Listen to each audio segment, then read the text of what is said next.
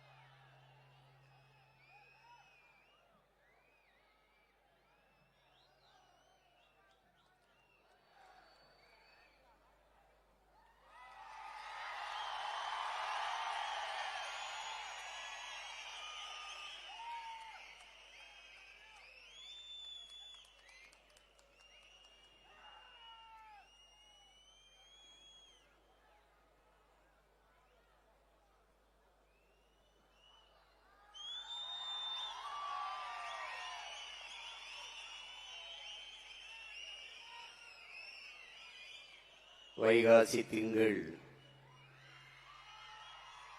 4ஆம் நாள்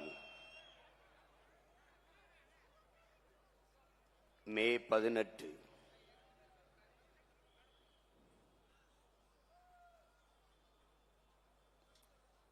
இனப்படுகொலை நாள்.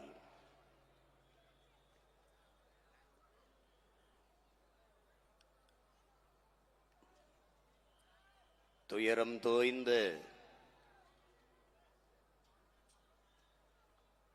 இந்நாளில் நம்முடைய துயரத்தில் பங்கேற்று பகிர்ந்து கொண்டு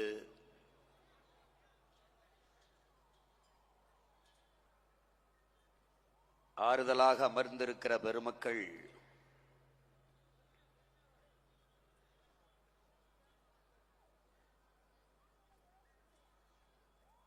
இந்திய பெருநிலம் அடிமைப்பட்டு கிடக்கிற போது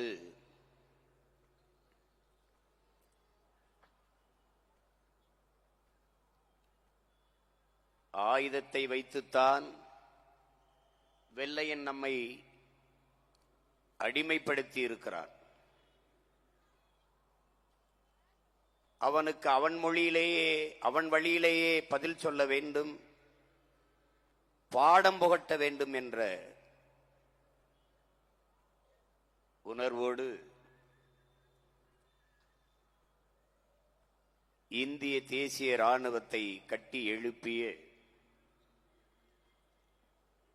மாவீரன், கொஞ்சம் ரத்தம் தாருங்கள், நான் நிறைய சுதந்திரம் தருகிறேன் என்ற முழக்கத்தை முன்வைத்து இந்த மண்ணின் விடுதலைக்காக வீர போர் புரிந்த மறவன் சுபாஷ் சந்திர போஸ் பிறந்த மண்ணில் இருந்து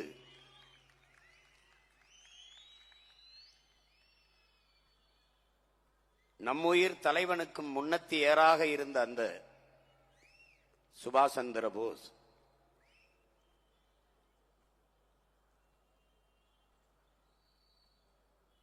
அவருடைய மண்ணில் இருந்து வங்க தேசத்திலிருந்து வந்திருக்கிற போற்றுதற்கும் வணக்கத்திற்கும் உரிய பெருந்தகை இந்த மாநிலத்தினுடைய சட்டமன்ற உறுப்பினர் மனோரஞ்சன் வியாபாரி அவர்களுக்கு நம்முடைய வணக்கத்தை சொல்லிக் கொள்வதில் பெருமை அடைகிறோம். அதைப் போலவே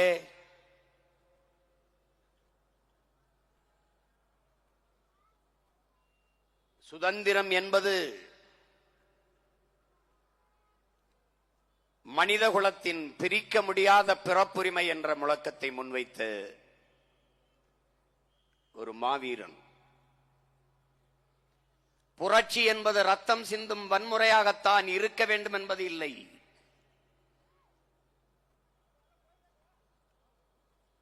அது துப்பாக்கி தோட்டாக்களை தொழுவதும் இல்லை.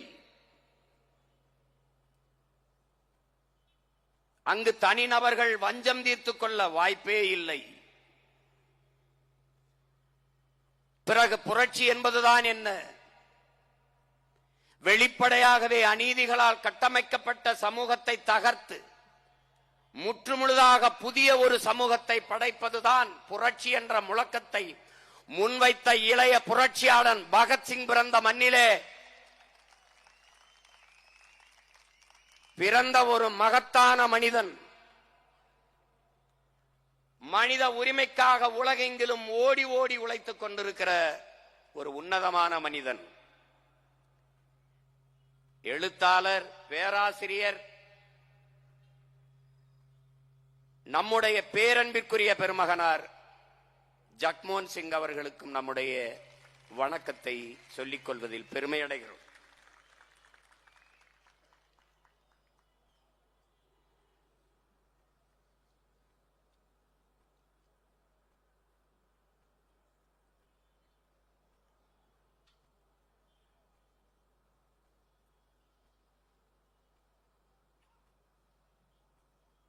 இந்த மண்ணை, இந்த மக்களை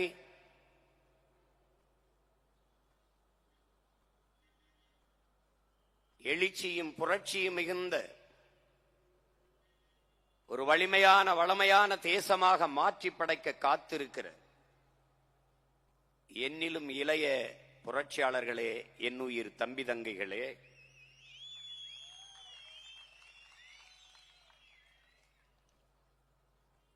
பேரன்பு கொண்டு நான் பெரிதும் நேசிக்கின்ற எனதருமை பெற்றோர்களே,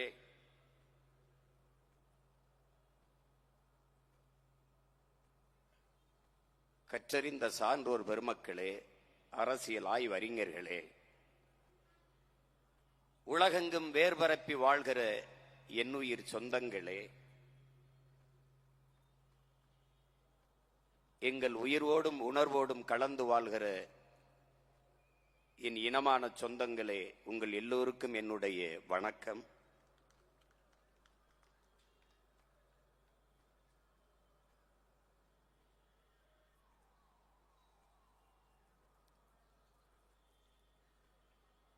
நாம்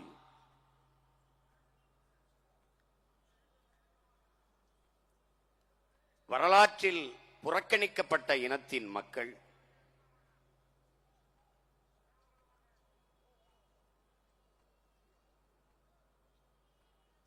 சொந்த மண்ணிலேயே, தாய் நிலத்திலேயே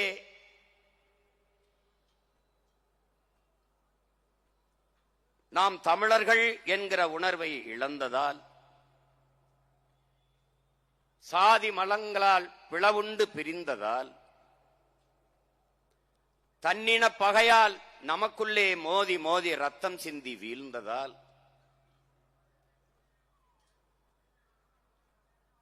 சொந்த நிலத்திலே அதிகாரமற்ற, அரசியல் வலிமையற்ற அடிமைகளாக வாழ்ந்து கொண்டு இருக்கிறோம்.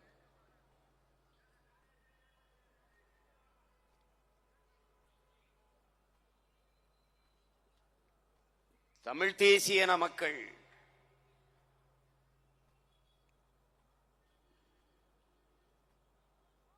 நமக்கென்று யாரும் குரல் எழுப்பவோ, நமக்கென்று ஆதரவாக கைகள் நீட்டவோ எவருமற்ற நிலையில் தனித்து விடப்பட்ட இனத்தின் மக்கள்.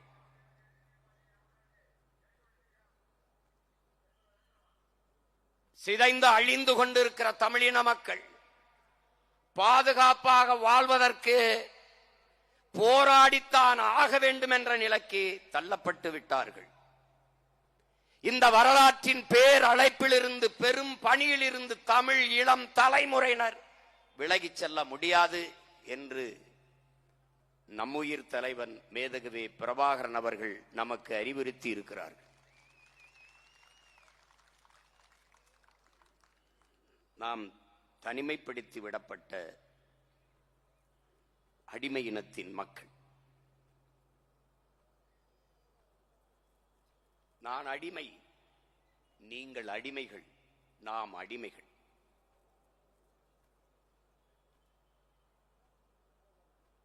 ஒருவன் அடிமையாக இருக்கிறான் என்பதை உணர்த்திவிடு, பிறகு அவனே கிளர்ச்சி செய்து போராடுவான் என்கிறார் புரட்சியாளர் அண்ணல் அம்பேத்கர் அவர்கள். அதைத்தான் 15 ஆண்டுகளாக தமிழ் இளம் தலைமுறை பிள்ளைகள் இந்த மண்ணிலே நாம் செய்து கொண்டிருக்கிறோம். முன்னைக்கு முன்னே முளைத்து முளைத்து எழுந்து கொண்டிருக்கிறோம்.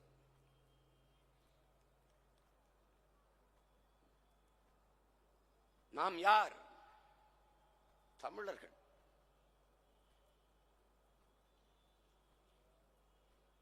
தமிழன் பெருமைக்குரியவன்.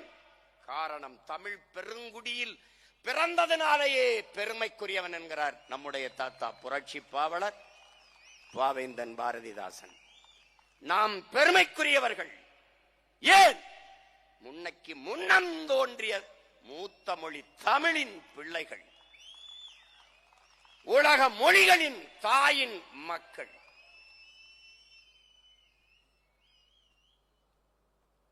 உலகிற்கு அறிவியல், நாகரிகம், தொழில்நுட்பம், வேளாண்மை, கலை, இலக்கியம், பண்பாடு அனைத்தையும் கற்றுக் கொடுத்த பேரினத்தின் பெருமக்கள்.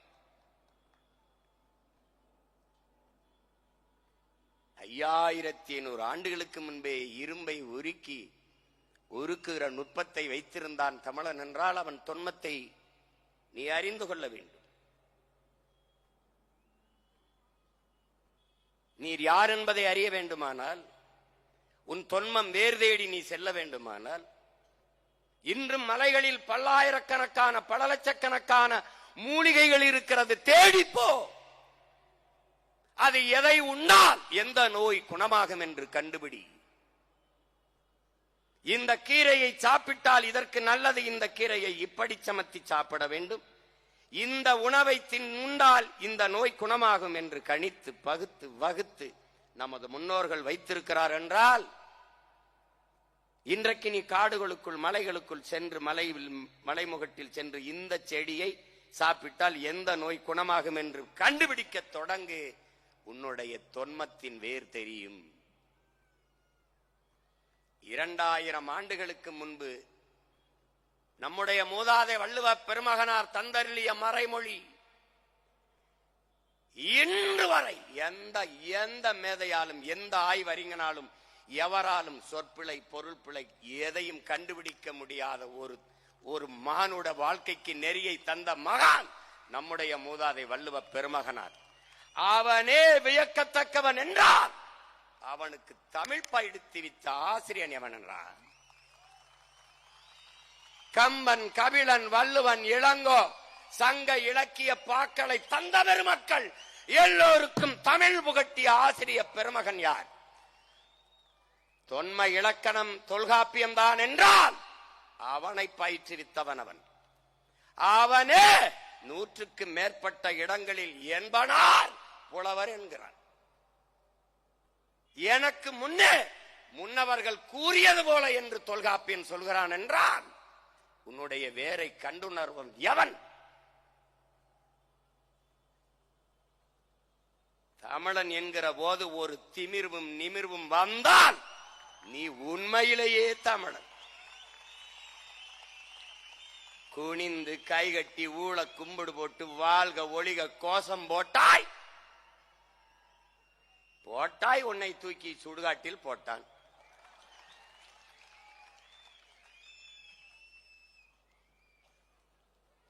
அரசியல் வரலாற்றில் வாழ்க ஒளிக கோஷம் இல்லாத ஒரே அரசியல் கட்சி நாம் தமிழர் கட்சி தான்.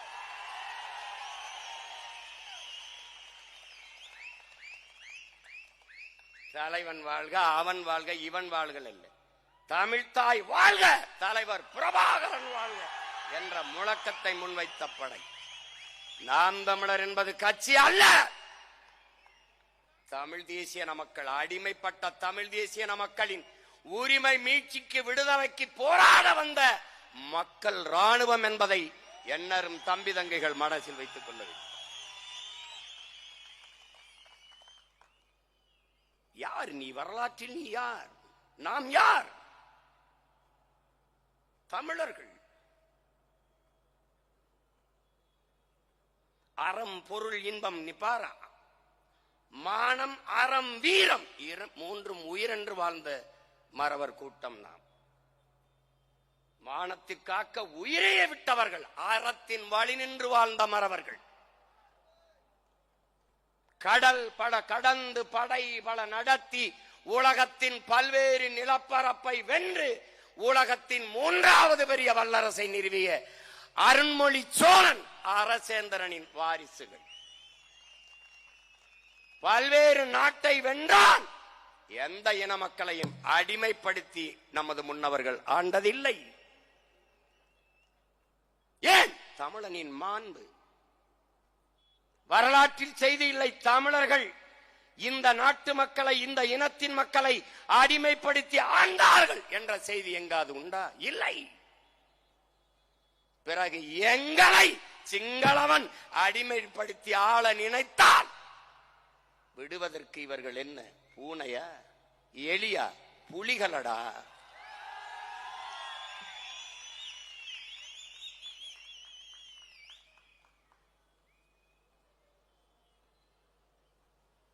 ஒரு பெருமை மிக்க பேரினத்தின் மக்கள். ஆழ்ந்து சிந்தித்து பாருங்களேன் அன்பு சொந்தங்களே. மூவேந்தர்களின் வாரிசுகள், சேர சோழ பாண்டியனின் பரம்பரையில் வந்தவர்கள். முள்ளிவாய்க்கால்குள் முடங்கிய நாள் இன்றுதான்.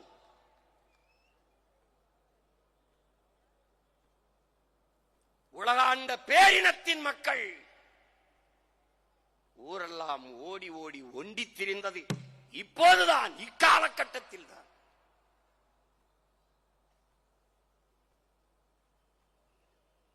கடாரம் கொண்டவன்,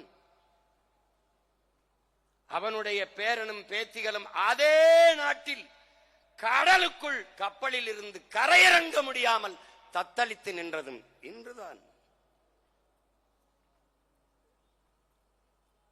பச்சிலங்குழந்தைகள், பால்குடி மறவாத எமது பிஞ்சுகள் பாஸ்பரஸ் குண்டுகளுக்கு செத்து கருகியதும் இன்றுதான். கோட்டை கட்டி ஆண்ட இனம் கொத்து கொத்தாக கொத்தனை குண்டுகளுக்கு செத்ததும் இன்றுதான். இன்றுதான். ஈக்கும் எறும்புக்கும் இரக்கம் காட்டியவன், ஈதல் இசைபட வாழ்தல் அது வல்லது ஊதியமில்லை உயிருக்கு என்ற மறைமொழி தந்தவனின் வாரிசுகள், வள்ளுவ பெருமகனானின் பேரனும் பேத்திகளும் ஈவு இரக்கமின்றி கொல்லப்பட்டதும் இன்றுதான்.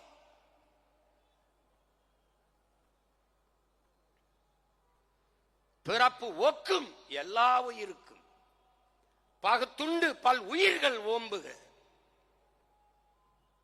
காக்கை குருவி எங்கள் சாதி, நீல் கடலும் மலையும் எங்கள் கூட்டம். வாடிய பயிரை கண்ட போதெல்லாம் வாடினேன். மயிலுக்கு போர்வை, முல்லைக்கு தேர். காரணம் உயிர்மை நேயம்.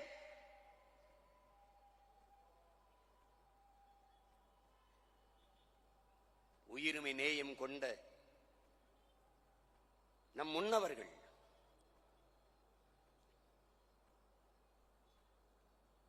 அவர்களின் உயிர்கள், அவர்களின் வாரிசுகளின் பிள்ளைகளின் உயிர்கள் பறிக்கப்படும் போது ஒருவன் கூட நேசிக்க இல்லை. இதுதான் கொடுமை. ஆதி பகவன் முதற்றே உலகு, யாதும் ஊரே யாவரும் கேளி. உலகு உலகு கம்பன் கபிலன் இளங்கோ வள்ளுவன் எல்லோரும் உலகம் தழுவியே வாடினார். யாதும் ஊரே யாவரும் கேளீர் கனியன் பூங்குன்றன். உலகம் தழுவி நேசித்து நின்ற இனத்தின் மக்களை நேசிக்க உலகில் ஒருவனும் இல்லை. என்னரும் சொந்தங்களே, என்னிலும் இளைய என் தம்பி தங்கைகளே, உடலில் எங்கு காயம் பட்டாலும் முதலில் கண் அழுகும். இந்த உலகில் எங்கு காயம் பட்டாலும் முதலில் தமிழன் மண் அழுகும்.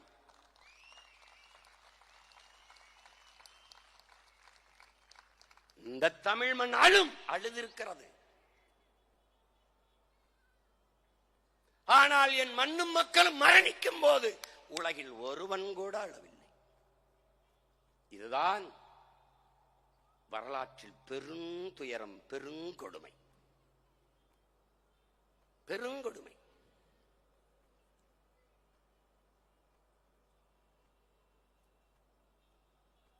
எமக்காகவும் பேசுங்களேன் என்று ஈழத்து பாவேந்தன் புதுவை ரத்னதுரனின் குரலில் அந்த காட்சிகளை நீங்கள் பார்த்தீர்கள். நம் பிள்ளைகள் எப்படி உடல் சிதறி கிடந்தார்கள் என்று.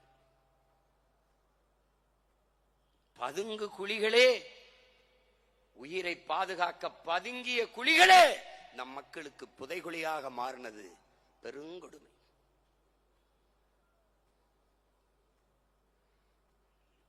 ஈழத்தாயின் மடியில் முழுக்க முழுக்க ரத்தமும் கண்ணீரும் சுமந்து பிரசவித்த அவளே தன் வயிற்றுக்குள் தன் இன பிள்ளைகளெல்லாம் வாங்கிக் கொண்ட பேரவளம் இந்த நூற்றாண்டில் நிகழ்ந்து விட்டது. கேட்க நாதி கிடையாது. மாட்டுக்கு நீதி சொன்ன மனுநீதி சோழனின் வாரிசுகளுக்கு உலகில் நீதி சொல்ல நாதி கிடையாது.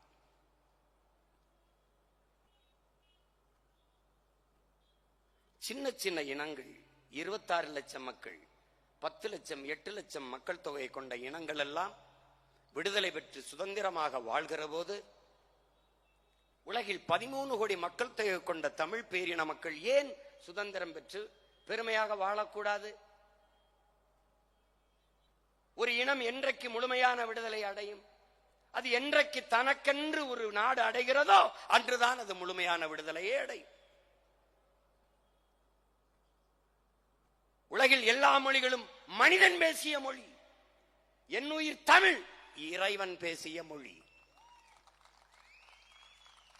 இந்த நிலத்தில் வணங்குகிற இறைகள் எல்லாரும் என் மூதாதைகள். என் முன்னவன் சிவன் என் ஆதிப்பாட்டன், முருக பெருந்தகை என் முன்னவன் என் முப்பாட்டன், மாயோ என் முன்னவன் என் இறை, குறிஞ்சி நில இறை, முல்லை நில இறை, மருத நில இறை, இவர்கள்தான் பெருநில முழுமைக்கும் கொண்டாடப்படுகிறது. திருமால், பெருமாள், வெங்கடாச்சலபதி யார்? பெருமாள் திருமால் என்பது என்ன மொழி? சொல் சொல் சொல். சிவனை பாடியதில் 63 நாயன்மார்களில் ஒருவன் பிறமொழியாளன், 12 ஆழ்வார்களில் ஒருவன் பிறமொழியாளன்.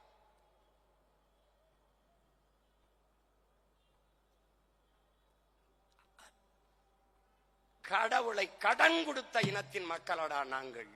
கடவுளை கும்பிடுகிற வணங்குகிற கடவுளை உனக்கு கடன் கொடுத்த இனத்தின் மக்கள்.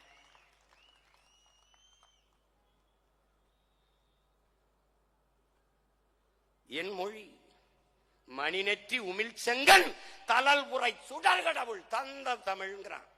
சிவபெருமானே தந்த தமிழடா தமிழ். இறையனாரும் எம்பெருமான் முருகவேலும் கட்டிக்காத்த தமிழ்ச்சங்கம். அகத்தியரும் கட்டிக்காத்த தமிழ்ச்சங்கம். எமது முன்னவர்களைப் போல பெருமைக்குரியவர் எவர் உண்டு? வந்திருப்பவன் இறைவன், அவன் சிவன் என்று தெரிந்தும் குற்றம் குற்றமே என்று வாதிட்ட தமிழ் புலவனின் பிள்ளைகள் நாங்கள். இறைவனே ஆனாலும் தவறு தவறுதான் என்று வாதிட்டவன்.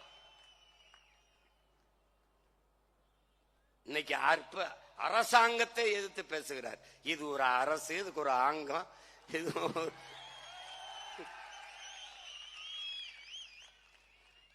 அந்த மொழி சீரசை சந்தம் யாப்பு தொடை இப்படி அழகுற உலகிலேயே அழகுற கட்டமைக்கப்பட்ட, நன்கு கட்டமைக்கப்பட்ட ஒரே மொழி தமிழ் என்று தமிழ் பிள்ளை தமிழ் தாயின் பேரன் மகன் நான் சொல்லல, உலக மொழியில் பேரறிஞர்கள் சொல்றாங்க. உலகில் எம்மொழியும் துணையின்றி தனித்து இயங்கக்கூடிய உயர்தனி செம்மொழி ஒரே மொழி தமிழ்தான். எந்த மொழியும் தேவையே கிடையாது. எல்லாவற்றுக்குமான உயிர் சொற்கள், கலை சொற்கள், வேர் சொற்கள் பல பல என் தாய்மொழியில் உண்டு. அந்த மொழி அழிகிறது, அந்த மொழி அழிகிறது. மொழி சிதைந்து அழிந்தால் இனம் அழியும். இந்த வரலாற்று உண்மையை தெரிந்து, அறிந்து, தெளிந்து, துணிந்து அந்த மொழியை மீட்க காக்க ஒருவன் வந்தான்.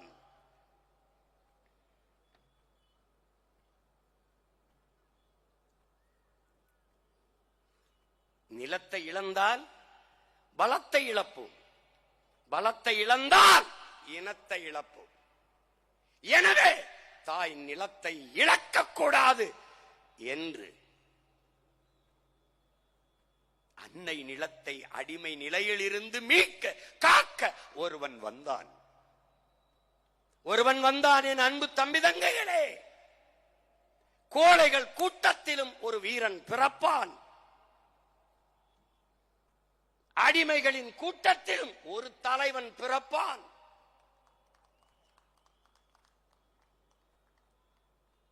அப்படி இருள் மண்டி கிடந்த என் இன மக்களின் வாழ்க்கையில், அடிமைப்பட்டு கிடந்த அன்னை தமிழ் சமூக மக்களின் வாழ்க்கையில் அதை மீட்க காக்க எங்களிடத்திலே ஒரு மீட்பன் வந்தான்.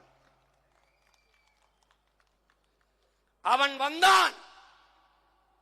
வந்தான் இந்த பூமி பந்திலே பிறந்தான். எங்கள் தாய் நிலத்திலே பிறந்தான். பார்வதி தாயின் வயிற்று வழியில் அல்ல, தமிழ் தாயின் வரலாற்றின் வழியே அவன் பிறந்தான்.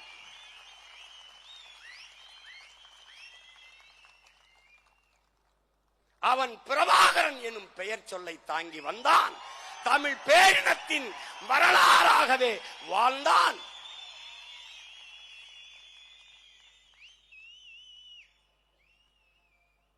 எமது முன்னவர்கள் வேலேந்தினார்கள், வாளேந்தினார்கள்.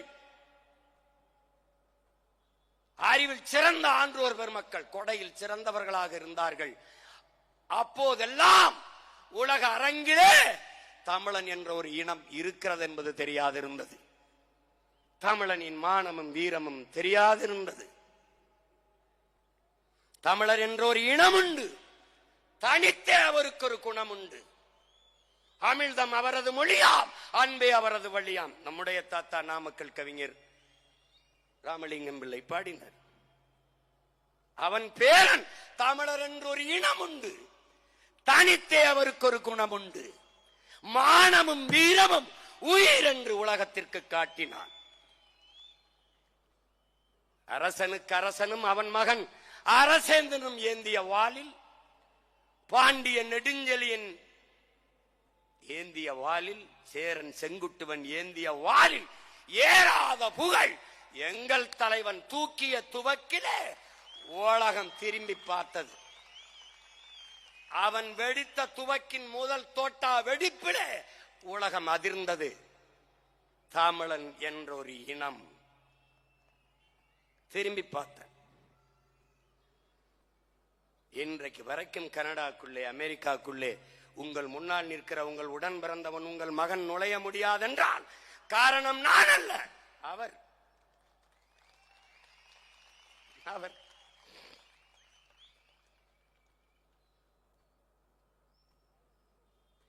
இன்றைக்கு வரைக்கும் நடுக்கம்.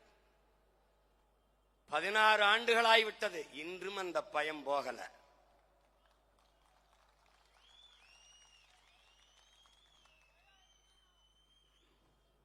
பயம் போகல.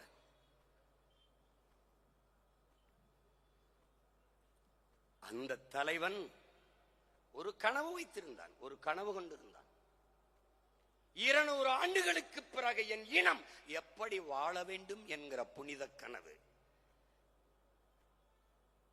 எல்லா தேசிய இனங்களையும் போல உரிமை பெற்று பெருமையோடு உயர்ந்து சிறந்து வாழ வேண்டும் என்கிற அற்புத கனவு வைத்திருந்தான். உலக போரை நடத்தி நசுக்கினார்கள். இவர்கள்தான் இன்றைக்கு ஆண்டு கொண்டிருக்கிற ஆட்சியாளர்கள். காங்கிரஸ் கட்சி அன்றைக்கு ஆட்சியில் இருந்த பெருமக்கள் எல்லோரும் சேர்ந்து நசுக்கினார்கள்.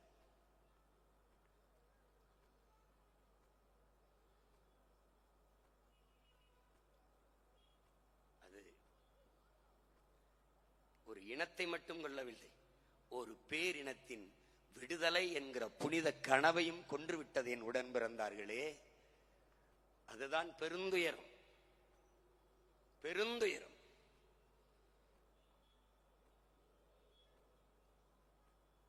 உங்கள் மனச்சான்றை சொட்டு சொல்லுங்கள். நாம் மட்டும் இல்லை என்றால் இந்த சாவை பற்றி பேச ஒரு நாவு இருந்திருக்குமா இந்த நிலத்தில் என்று நீங்கள் யோசிச்சு பாருங்கள்.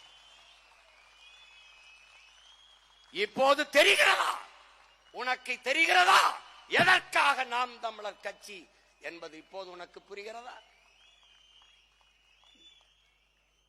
நாமும் இல்லை என்றால் நாதியற்று போகுமடா இந்த இனம், நாதியற்று போகும்.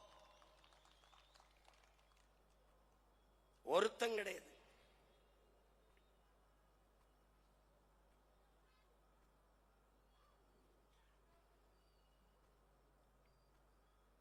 எப்படி கொன்று குவித்தார்கள் 2008 2009 அந்த காலகட்டத்திற்கு போய்ப்பார்.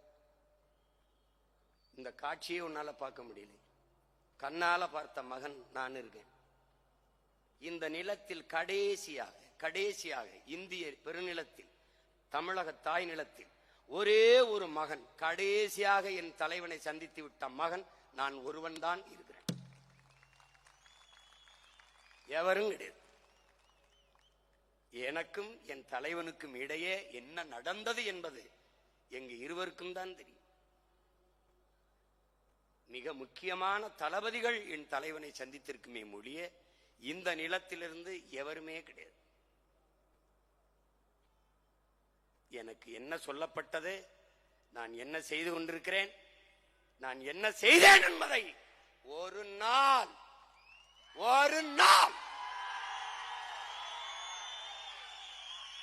என் கனவை வென்று கையை இறுக பிடித்து தூக்குற போது நான் சொல்லுவேன் என்ன நடந்தது, என்ன நடத்த வேண்டியிருந்தது, எதை நடத்தினேன் என்பதை காட்டுவேன். அவரே போய்த்திருக்கிறார். பொறுமை என்கிற மரத்தின் வேர் எப்போதும் கசப்பாக இருக்கும், ஆனால் அதன் கனிகள் மிகவும் தித்திப்பாக இருக்கும்.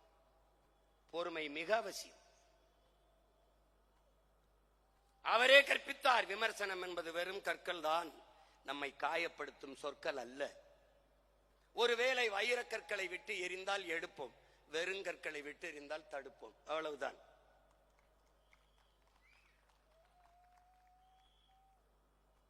அறிவார்ந்த பெருமக்களே, அன்னை தமிழ் சமூகத்தின் பிள்ளைகளே, நமக்கு இருக்கிற பொறுப்பையும் கடமையையும் நாம் உணர்ந்து களத்திலே நிற்க வேண்டிய தேவை உருவாகி இருக்கிறது.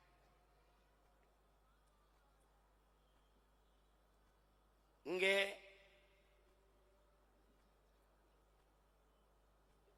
இறுதிக்கட்ட ஈழப்போரில் என்ன நடந்தது என்பது சிலருக்கு தெரியும்.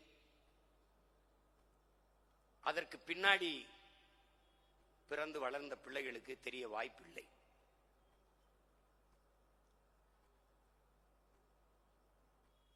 இருபது நாடுகளின் துணை கொண்டுதான் இறுதி போரிலே விடுதலை புலிகளை வீழ்த்தினோம் என்று கோத்தபாயவும் ராஜபக்சேயும் அறிவித்தார்கள் என்றால் அது விடுதலை புலிகளுக்கும் சிங்களர்களுக்குமான போர் அல்ல, அது ஒரு உலகப் போர். உரிமைக்காக, விடுதலைக்காக உலகத்தை எதிர்த்து போர் புரிந்த மறவர்கள் நாம் என்பதை நினைவில் வைத்துக் கொண்டு நிமிர வேண்டும்.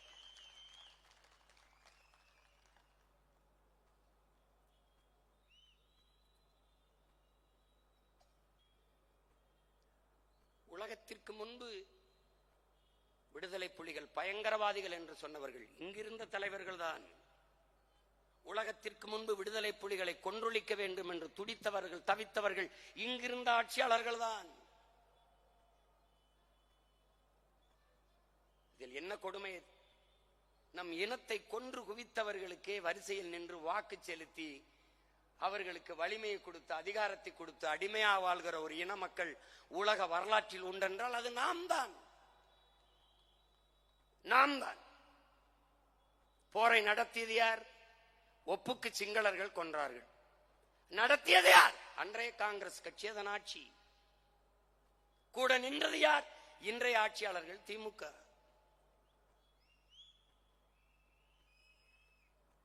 போராடி நிறுத்த வேண்டிய உயரத்தில் இருந்தது யார்? அன்றைய அதிமுக. 2G அலைக்கற்றுக்காக ஒரு மாதம் பாராளுமன்றத்தை முடக்கி போட்ட கட்சி பாரதிய ஜனதா. பக்கத்தில் ஒரு தீவில் இத்தனை மக்களை கொன்று குவிக்கிறார்களே, அவர்களுக்கு ஏன் நீங்கள் உதவி செய்து கொண்டிருக்கிறீர்கள்? அந்த போரை தலையிட்டு நிப்பாட்டுங்கள் என்று பேசாது இருந்த கட்சி பாரதிய ஜனதா. இதிலிருந்து நீ என்ன தெரிந்து கொள்ள வேண்டும்? இவன் 4 பேருமே தமிழ் பேரினத்தின் பகைவர்கள், எதிரிகள் என்பதை நீ புரிந்து கொள்ள.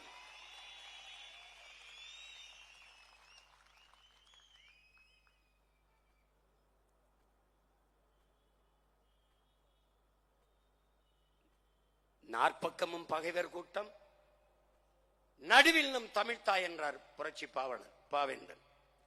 ஆனால் இன்றைக்கு நாற்பக்கமும் பகைவர் கூட்டம், நடுவிலே நாம் தமிழர் கட்சி.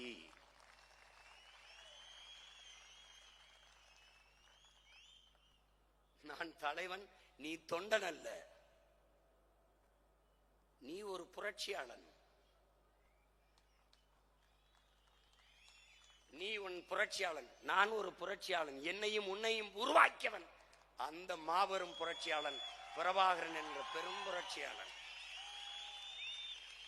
அன்பு தம்பி தங்கைகளே, மக்களுக்காக போராடுகிறவன் தலைவன், மக்களை போராட தயார் செய்கிறவன் புரட்சியாளன். ஒரே நேரத்தில் மக்களுக்காக போராடுகிற தலைவனாகவும் போராட தயார் செய்கிறவனாகவும் இருந்தவன் நம் உயிர் தலைவன் மேதகவி பிரபாகரன் அவர்கள்தான். அந்த புரட்சியாளன் உருவாக்கிய இந்த தலைமுறை புரட்சியாளர்கள் நீயும் நானும் என்பதை மனதில் வைத்துக் கொள்ள வேண்டும்.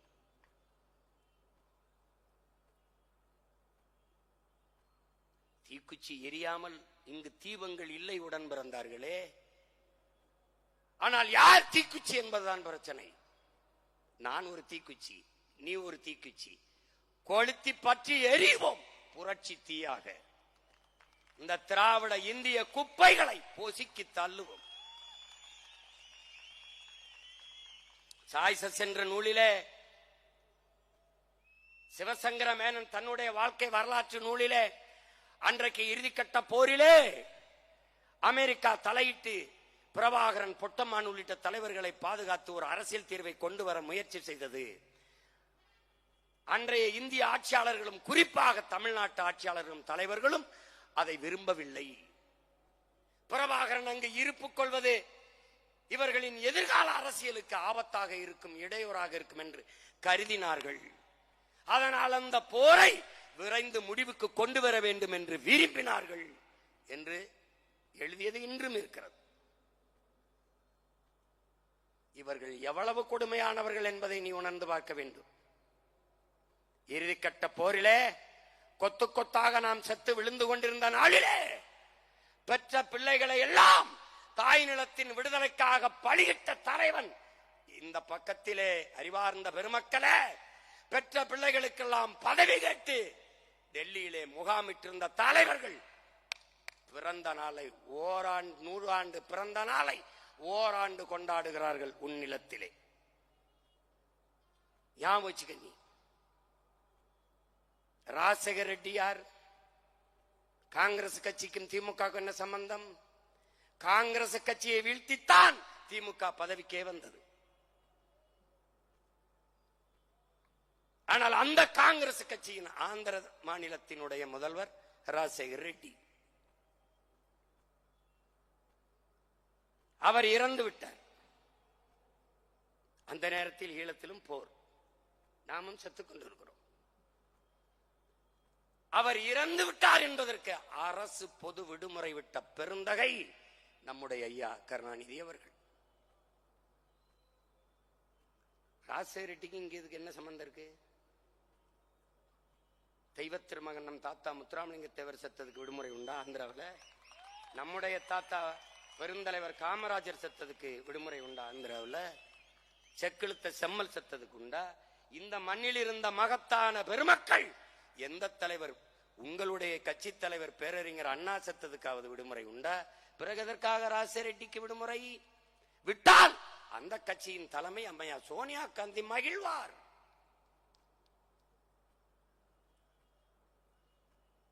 மானத்தமிழ் பிள்ளைகளே, இனியாவது விழித்துக் கொள்ளுங்கள். அரை கம்பத்தில் எந்த காங்கிரஸ் கொடியை இறக்கி திமுக கொடி ஏறியதோ அதே காங்கிரஸ் கட்சிக்காக அரைக்கம்பத்தில் திமுக கொடி இறங்கி பறந்தது வரலாறு. ராஜசேகர ரெட்டி மரணத்திற்கு உன் இனம் மொத்தமும் செத்து போனது. உன் இனத்தில் அரிதினும் அரிதாக 1000 ஆண்டுகளாக வாராது வந்த மாமணியாக வந்த மகன் பிரபாகரன் என்ற பெருந்தலைவன் செத்து போனான் என்று நாடும் ஏடும் பதிவு செய்கிறது. உன் இனம் செத்து போனது, உன் நாடு அழிந்து போனது, உன் நாடு சுடுகாடாய் போனது, கரும்புகை சூழ்ந்து எழுகிறது, உலகம் உறைந்து கிடக்கிறது. தமிழ் பேரினம் ஒவ்வொரு வீட்டிலும் இழவு விழுந்தது போல உக்கி குறுகி அப்படியே நிற்கிறது. கண்ணீர் சிந்தி கையை பிசைந்து கொண்டு தவிக்கிறது. இதே நாள் மே 18 போர் முற்றிற்று என்று முடித்தான் ராஜபக்சே. இந்த துயரத்தை இத்தனை ஆண்டுகளாக தனக்கு வாக்கு செலுத்தி தன்னையும் தன் குடும்பத்தையும் வசதியாக வாழவும் ஆழவும் வைத்த மான தமிழ் மக்களின் உணர்வுக்கு மதிப்பளித்து அந்த நாளை விடுமுறை நாளாக, ஒரு துயர நாளாக, தமிழின மக்களின் துயர நாள் என்று அறிவித்து விடுமுறை விட முடியாதா? அரைக்கம்பத்தில் கொடிக்கம்பத்தை பறக்க விட்டிருக்க முடியாதா? ஏன் இந்த மண்ணில் எந்த கட்சியடா செய்தது? எந்த கட்சி செய்தது? எந்த கட்சி? விடுதலை புலிகள் பயங்கரவாதிகள், தீவிரவாதிகள். சரி, மாவீர தினத்திற்கு நீ வணக்கம் செலுத்தவில்லை. செத்து கரிக்கட்டையாக நின்ற இங்கே கதறி சிதறி கிடந்த என்னுடைய பிள்ளைகள் என்ன செய்தார்கள்? இந்த இன மக்கள் செத்தார்களே, அவர்களின் துயரம் சோய்ந்த இந்த மே 18வது நாளில் ஒரு வருத்த செய்தியை மாண்புமிகு தமிழக முதல்வர் ஐயா முத்துவேல் கருணாநிதி ஸ்டாலின் பதிவு செய்தது உண்டா? இல்ல ஐயா எதிர்கட்சி தலைவர்? தமிழன் வாக்கை வாங்கி வயிறு வளர்த்து பிழைக்கிற இவர்கள் உன்னுடைய உணர்வுக்கு ஒரு மதிப்பு இருக்காடா இந்த நாட்டில்? பாரதிய ஜனதா விடுற, காங்கிரஸ் விடுற, இந்த மண்ணுக்கென்று தொடங்கப்பட்ட கட்சிகள் உனக்காக நின்று இருக்கிறதா? சொல்லு. உன்னை சுதந்திரமா இந்த கூட்டத்தையாவது நடத்த விட்டு இருக்கிறதா? சொல்றா. இத்தனை நாள் இல்லாத இன்னைக்கு போய் மாநகராட்சி நடத்துகிற பொருட்காட்சியில் கலை பண்பாட்டு நிகழ்ச்சின்னு ஆட்டம் போட வேண்டிய அவசியம் என்ன வருது? தனியார் முதலாளி நடத்துகிற நிகழ்ச்சி பணம் வாங்கி கொண்டுதான் உள்ளே அனுப்புவான். இன்னைக்கு மட்டும் கட்டணம் இலவசம் என்று அறிவிக்க வேண்டிய அவசியம் ஏன் வருகிறது? ஏன் வருது? முன்னாடி நிற்பவன் பிரபாகரன் மகன் என்பதால் வருகிறது.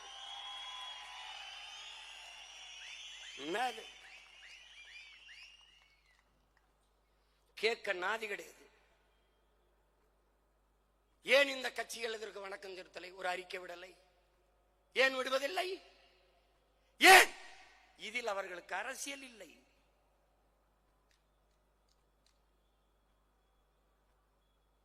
அரசியல் இல்லை, இதில் வாக்கு இல்லை என்று கருதுகிறார்கள். அதனால்தான் சிக்கலின் உடன் பிறந்தானே, இதை பேசாது போனால் நாம் வெல்ல முடியாது என்கிற நிலையை உருவாக்காத வரை இவர்கள் பேச மாட்டார்கள். இவர்கள் பேசாததால் இந்திய நாட்டை, இந்திய துணைக்கண்டத்தை ஆள்கிற காங்கிரஸ் பிஜேபிக்கு வசதியாக போய்விட்டது. வாயை திறக்க மாட்டார்கள், தேவையில்லை. இப்போது தெரிகிறதா ஏன் நாம் வென்றாக வேண்டும் என்கிற தேவை? நாம் தமிழர் கட்சி ஏன் ஆட்சி அதிகாரத்திற்கு வர வேண்டும் என்கிற அவசியம் புரிகிறதா? புரியும். உன் உடன் பிறந்தவன் வந்து அந்த அதிகார நாற்காலியில் உட்கார்ந்தால் இப்படி பேசாது நீ கடத்தி விட்டு போக முடியுமா? என் இனப்படுகொலையை நீ மறைத்து மூடிவிட்டு சென்று விட முடியுமா? உலக மாந்தரில் ஒருவன் கூட இது இனப்படுகொலை, ஜெனோசைடு என்று சொல்ல தயங்குகிறான். ஏன்? இந்திய நாட்டில் எந்த ஒரு மகனும் இது படுகொலை, இனப்படுகொலை என்று பேச பயப்படுகிறான். ஏன்? செத்தவன் முழுக்க தமிழன், கொன்றவன் முழுக்க சிங்களன். தன் ராணுவ வலிமையை வைத்து தன் மக்களை, தமிழின மக்களை கொன்று குவித்தான். அப்போது இனப்படுகொலை தானே. அங்கொன்றும் இன்றும் ஒன்றுமாக தமிழர்களை சிங்களர்கள் கொள்ளுகிற காலத்திலே இந்திய நாடாளுமன்றத்திற்குள் அங்கு நடப்பது இனப்படுகொலை என்று பதிவு செய்த பெருமகள் அம்மையார் இந்திரா காந்தி. என் மொத்தமிடமும் செத்து விழுந்ததற்கு இனப்படுகொலை என்றே ஏற்கவில்லையே, போர்க்குற்றம் என்ற நிலைப்பாட்டிலே நிற்கிறார்கள். நாங்கள் அந்த போரே குற்றம் என்ற நிலைப்பாட்டில் நிற்கிறோம். அந்த போர் குற்றத்திற்கு கூட ஒரு உரிய விசாரணை இதுவரை நடக்கவில்லையே. காரணம் என்ன? இந்தியா வாய் திறக்கவில்லை. சின்ன சின்ன நாடுகள், எனக்கும் அவனுக்கும் எந்த தொடர்பும் இல்லாத நாடுகள் என் பக்கத்தில் நிற்கிறது. என் இனத்தின் பக்கத்தில், இனச்சாவின் பக்கத்தில் அனுதாபத்தோடு ஆரத்தழுவி நிற்கிறது. இங்கு வாழ்கிற 8 கோடி 10 கோடி தமிழ் மக்களினுடைய தாயகம் தமிழ்நாடு. 8 கோடி தமிழர்களின் தாய் நிலம்.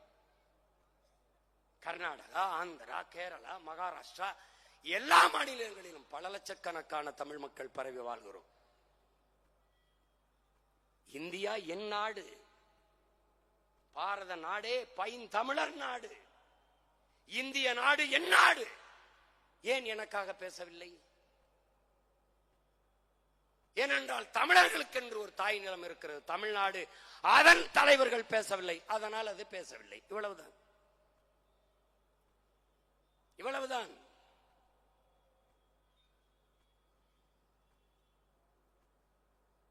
நமக்கு ஒரு பெரிய மயக்கம் இருக்கிறது, சாதி. இன்னும் ஒரு பெரிய மயக்கம் இருக்கிறது, மதம். அதற்கப்புறம் ஒரு மயக்கம் இருக்கிறது, சாராயம். பிறகு திரை கவர்ச்சி. இது நாளிலும் இருந்து தப்பிக்க முடியாத சிக்கிக்கொண்ட பூச்சிகள் போல ஆயிட்டோம். மொழி இன உணர்வு செத்து போனது. அதனாலே நம் இனம் மொத்தமும் செத்து போனது. இவ்வளவுதான். இப்போதுதான் இந்த நிலத்தில் தமிழரின வரலாற்றில் நிகழாத நிகழ்வு இப்போதுதான். தமிழ் தேசிய இனத்தில், தமிழீழ மண்ணில்தான் தமிழர்களின் ஆன்மா விழித்துக் கொண்டது என்று நம் உயிர் தலைவர் மேதகவே பிரபாகரன் அவர்கள் குறிப்பிட்டார்கள். ஆனால் இன்று தமிழர் தாய்நிலம் தமிழகத்திலும் தமிழ் தேசிய இன மக்களின் ஆன்மா வெளிப்புற்று எழுகிறது என்பதற்கு சான்று என் முன்னே திரண்டு அமர்ந்திருக்கிற மான தமிழ் மக்களே சான்று.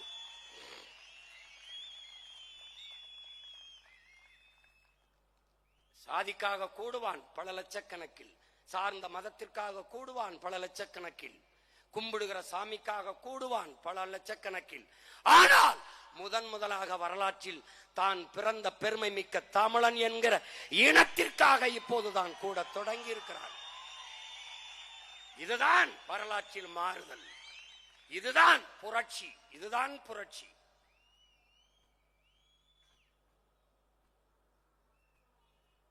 பணம் இருந்தால் கூட்டம் வரும், பதவி இருந்தால் கூட்டம் வரும். இரண்டும் இல்லாத கூட்டம் வரும் என்றால் இன உணர்வும் மான உணர்வும் இருந்தால் மட்டும்தான் கூட்டம் வரும்.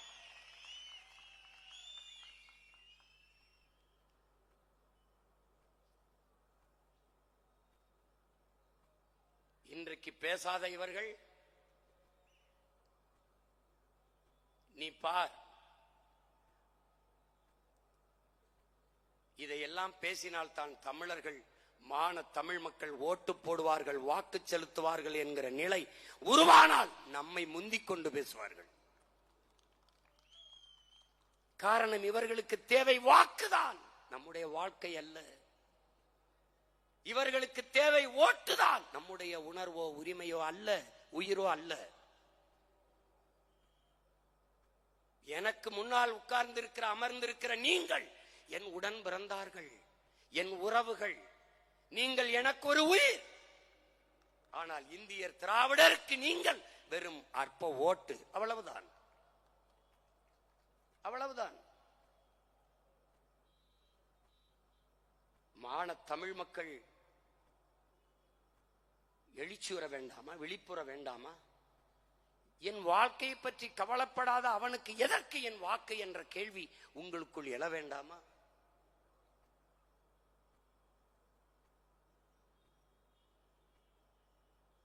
எவ்வளவு பெரிய கொடுமை!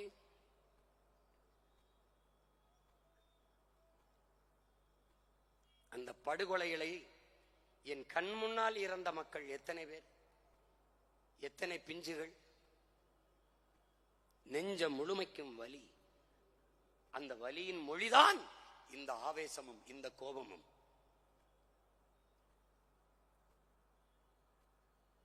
ஒரு தங்கை என்னிடத்தில் முள்ளிவாய்க்கால் முற்றத்தில் இருந்து, முள்ளிவாய்க்கால் முள்வேலி கம்பிக்குள் இருந்து அழைத்து பேசுகிறாள். அந்த கம்பிக்குள் இருந்து என்ன சொல்லுகிறாள்? அண்ணா, நாங்கள் பதுங்கு குழிக்குள் இருந்தோம், பங்கருக்குள் இருந்தோம், பிள்ளைகள் பசித்து அழுதார்கள். சரி, அந்த குழியின் கரையிலே அதிலே ஒரு பானையை வைத்து உலையை வைத்து வெறும் அரிசியவாது போட்டு காய்ச்சி பிள்ளைகளுக்கு கொடுத்து விடலாம் என்று அடுப்பை பத்த வைக்க அந்த பாத்திரத்தை எடுத்துக்கொண்டு நிமிர்ந்தேன்.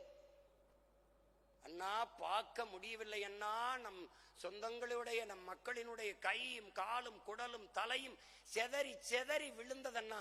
அப்படியே நான் மயங்கி உள்ளே குழிக்குள்ளே விழுந்து விட்டேன் என்று ஒரு மரத்தை காட்சிப்படுத்தியிருந்தான். நம் பிள்ளைகளின் குடல் அந்த மரங்களில் தொங்கிக் கொண்டிருந்தது. எப்படி மறந்து போக முடியும்? எப்படி இதை கடந்து போக முடியும்? ஆனால் மறந்து கடந்து நீ போய்விட்டாய். 16 ஆண்டுகளாகிவிட்டது. என் அருமை உடன் பிறந்தானே, நீ நினைத்து பார். ஈழ தாயகத்தில் மே 18 இதே 2009ஆம் ஆண்டு போர் முற்று பெற்று விட்டது. அவ்வளவுதான் தமிழன் என்று கொக்கரித்தார்கள். எவ்விடத்தே நாங்கள் வீழ்ந்தோம் என்று கருதினீர்களோ உலகத்தீரே அவ்விடத்தே நாங்கள் எழுந்தோம் என்பதை காட்டுவதற்காக அதே 2010 இதே நாளில் மே 18 சாதி மத உணர்ச்சியை பின்னுக்கு தள்ளி, சாதியும் மதமும் எங்கள் அடையாளங்கள் அல்ல என்ற உணர்வை பின்னுக்கு தள்ளி நாங்கள் தமிழர்கள் என்கிற தேசிய இன உணர்வை முன்னிறுத்தி எழுந்தோம். நாங்கள் தமிழர்கள், நாம் தமிழர் என்று அந்த நிலத்தில் இறக்கப்பட்ட புலிக்கொடியை இந்த நிலத்தில் ஏந்தி பிடித்தோம். பறக்க பறக்க உயர உயர ஒரு முழக்கத்தை முன்வைத்தோம். பறக்கட்டும் பறக்கட்டும் புலிக்கொடி, இனியேனும் இம்மண்ணில் சிறக்கட்டும் சிறக்கட்டும் தமிழ் குடி என்ற முழக்கத்தை முன்வைத்து, இது விடுதலை புலிகளின் கொடி அல்ல, தமிழ் பேரினத்தின் பரம்பரை கொடி. கரிகால் பெருவள சோழனும் அருண்மொழி சோழனும் அரசேந்திரனும் ஏந்தி பிடித்த கொடி, நம் பாட்டனின் கொடி, நம் பரம்பரை கொடி. அதை திமிருடனும் துணிவுடனும் தூக்கி பிடி.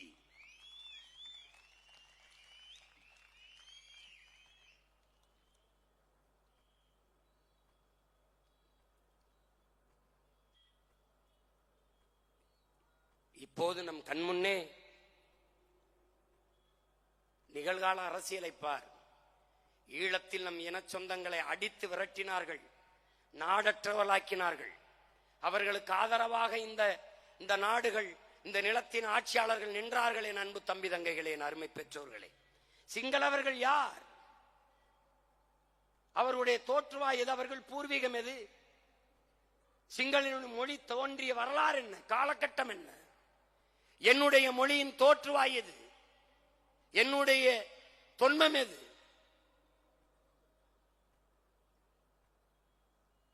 என் நிலத்திலே அண்டி ஒண்டி பிழைக்க வந்த சிங்களன் என்னை அடித்து விரட்டி நாடற்றவனாக்கினான் என்றால் அதை எப்படி சகித்துக் கொண்டு வாழ்வது? எப்படி வாழ்வது? ஆனால் இந்த நாடுகள் எல்லாம் சிங்களர்களுக்கு ஆதரவாக நின்றது.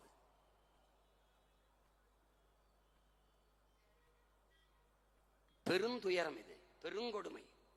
அங்கு அடித்து விரட்டினார்கள், இங்கு நம்மை ஆக்கிரமித்து விரட்டுகிறார்கள். முற்றுமுழுதாக நம் மொழி அழித்து ஒழிக்கப்பட்டு விட்டது. தமிழர்கள் நமக்கு தமிழ் எழுத படிக்க வரவில்லை, பேச தெரியவில்லை. ஆங்கிலம் கலவாமல் பேச முடியாது. தமிழையே ஆங்கிலத்தில் தான் எழுதுகிறோம். இந்த மண்ணிலே ஈவே ராமசாமி என்கிற ஒருவர் சாதித்த ஒன்றே ஒன்று, இது ஒன்றுதான். தமிழ் சனியனை ஒழியுங்கள் என்றால் ஒழித்து விட்டார்கள் திராவிடர்கள். அவருடைய சாதி மறுப்போ, கடவுள் மறுப்போ, சமூக நீதியோ, பெண்ணிய உரிமையோ வெல்லவில்லை. தமிழ் ஒழிப்பில் வென்று விட்டார்கள். தமிழோடு ஆங்கிலம் கலந்து கலந்து பேசு என்றார், சாதித்து விட்டார்கள். தமிழை ஆங்கிலத்திலே எழுது என்றார், சாதித்து விட்டார்கள். தமிழக முதலமைச்சர் மாண்புமிகு ஐயா ஸ்டாலின் அவர்கள் வர்த்தக பெருமக்களின் மாநாட்டிலே, வணிக பெருமக்களின் மாநாட்டிலே, நீங்கள் தமிழிலே பெயர் வையுங்கள், எப்படி ரெயின்போ என்பதை ரெயின்போ என்று எழுதுங்கள் என்று சொல்கிறார். வானவில் என்று எழுதுங்கள் என்று சொல்லவில்லை. இதுதான் தங்கிலீசு, தமிங்கிலம். திட்டமிட்டு உன் தாய்மொழியை அழித்து முடித்து விட்டார்கள். தமிழ் மீட்சியே தமிழர் எழுச்சி. தமிழ் மீட்சியுற வேண்டுமானால் தமிழன் அதிகாரத்துக்கு வர வேண்டும். தமிழன் ஆளும் போதுதான் தமிழ் எழுச்சியுறும், மீட்சியுறும். அப்ப இவர்கள் தமிழர்கள் இல்லையா, தமிழர்களா இல்லையா என்பதை அவர்கள் ஆட்சியில் வைத்துப்பார். தமிழனா பிறந்து விட்டவன் எல்லாம் தமிழன் அல்ல, என் உடன் பிறந்தானே. எவன் தமிழுக்கும் தமிழனுக்கும் இறுதி வரை உறுதியாக நின்று போராடுகிறானோ, உழைக்கிறானோ, அவன்தான் தமிழன்.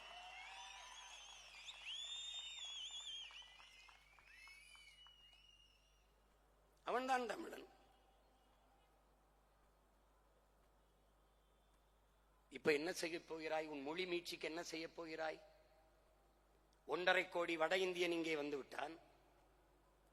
இந்தியை எதிர்க்கிறதுக்கு பெருமக்கள் நமக்காக பேசினார்கள். 500 ஆண்டுகளை தொடாத இந்தியை எல்லாம் படிபடி என்கிறான். 50,000 ஆண்டுகளுக்கு மூத்த உன் தாய்மொழியை விட்டு நீ வெளியேறி கொண்டிருக்கிறாய். என்ன செய்ய போகிறோம்? இந்தி படித்தால் வட இந்தியாவில் வேலை என்கிறார்கள். அப்ப எதற்காக 1.5 கோடி வட இந்தியன் என் நிலத்திற்கு வந்தான்? என் நிலத்திற்கு எதற்காக வந்தான்? வந்தவன் என்ன செய்கிறான்? குடும்ப அட்டை பெறுகிறான், வாக்குரிமை பெறுகிறான். இது எவ்வளவு பெரிய பேராபத்தை உண்டும் என்பதை நீ புரிந்து கொள்ள வேண்டும். இதே நிலத்தில் கோயம்புத்தூர், திருப்பூரிலே இன்னும் சரியாக 10 ஆண்டுகளில் நாம் அடித்து விரட்டப்படுவோம். எழுதி வைத்துக் கொள். தமிழன் தொழிற்சாலையில் தமிழர்களுக்கு வேலை கொடுக்காதே என்று வடவர்கள் போராடுகிறார்கள். நீ ஈரோட்டிலே, பெருந்துறையில் எல்லாம் தமிழ் வேட்பாளர்கள் வெல்வது வாய்ப்பில்லை. இங்கேயே கோவை தெற்கிலே அம்மா வான்மதி சீனிவாசன் 20,000 வாக்கிலே வென்றிருக்கிறார்கள். அந்த 20,000 வாக்கும் வட இந்தியர்கள் வாக்கு. இந்த நிலத்தின் அரசியலையும் அதிகாரத்தையும் அவன் தீர்மானிப்பான். நீ இந்தி பேசக்கூடிய இன்னொரு மாநிலமாக இது மாற்றப்படும். நீ அடித்து விரட்டப்படுவாய். ஈழத்தில் அடித்து விரட்டப்படும் போது ஏதிலியாக வந்து நிற்கவாவது இங்க ஒரு இடம் இருந்தது. ஆனால் இங்கிருந்து விரட்டப்பட்டால் நீ எங்கு செய்வாள் என்று, எங்கு செல்வாய் என்று ஒரு நொடி சிந்தித்து பார்க்க வேண்டும்.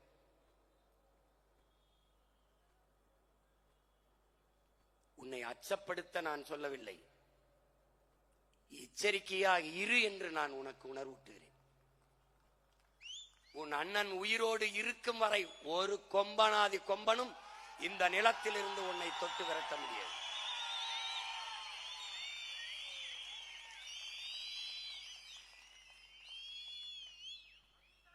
நீ விழித்துக் கொள்ள வேண்டும். விழிப்புற்று இரு. விழிப்புற்று இருப்பதே விடுதலையின் விழிப்புணர்வே விடுதலையின் முதற்படி என்கிறார் நம் உயிர் தலைவர் மேதகுவே பிரபாகரன் அவர்கள். கவனமாக இருக்கணும்.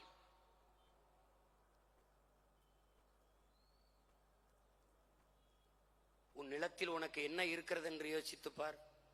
படிக்க கல்வி வைத்திருக்கிறாயா? இல்லை. குடிக்க தூய நீர் வைத்திருக்கிறாயா? இல்லை. பார்க்க சரியான மருத்துவம் வைத்திருக்கிறாயா? இல்லை. பயணிக்க பாதை இருக்கிறதா? இல்லை. படித்தால் வேலை இருக்கிறதா? இல்லை. நீ சாப்பிடுகிற உணவு உணவுதானா?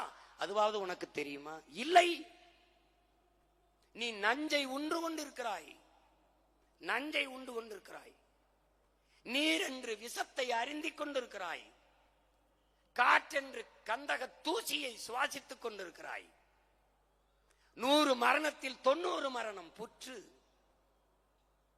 3 வயது குழந்தைக்கு புற்று. காரணம் தாயின் பாலில் இருந்து வந்த தொற்று. தாய்ப்பால் எப்படி விஷமானது? அவள் உண்ட உணவு விஷமானது. யாருக்கு இதை பற்றி கவலை உண்டு? காடுகளை அழித்தால் நட்டு வளர்க்கலாம். நீரை உறிஞ்சி வித்தால் தேக்கி வைத்து விட்டு செத்து போகலாம். மணலை எப்படி உருவாக்குவாய்? இயற்கையின் அரும்பெரும் குடை, அதை எப்படி உருவாக்குவாய்? மழை இல்லாத நிலம், பாலைவனம். நீ படிக்கவில்லையா? கற்கவில்லையா? என்னத்தை படித்து கிழித்தாய்? உனக்கு மூளை என்ற உறுப்பு எதற்கு? மழை இல்லாத நிலம், பாலைவனம். மழை இல்லை என்றால் மழை பெற முடியாது என்கிற அறிவியல், உயிரியல், இயற்பியல், வேதியியல் உண்மை எதுவுமே தெரியாதா? உன்னால் உருவாக்க முடியாத ஒன்றை உனக்கு அளிக்கிற உரிமையை எவன் கொடுத்தது என்ற கேள்வி ஏன் உனக்கு எழவில்லை? மலையை வெட்டி விற்கிறவன், குவாரி வைத்திருக்கிறான், செல்வந்தன், சமூக மதிப்புள்ளவன். மண்ணள்ளி வித்தவன் மாபெரும் பணக்காரன், சமூக மதிப்புள்ளவன். இதை தடுக்க போராடுகிற நீயும் நானும் குற்றவாளிகள். ஜாபர் அலியும் ஜாகிர் ஹுசைனும் கொல்லப்படுகிறார்கள் இந்த நாட்டிலே. எதை நோக்கி போகிறதடா இந்த நாடு? எதை நோக்கி போகிறது? சாராயத்தை அரசே விட்டுவிட்டு சட்டம் ஒழுங்கை பேசுவது போல ஒரு கேவலம் உலகத்தில் உண்டா?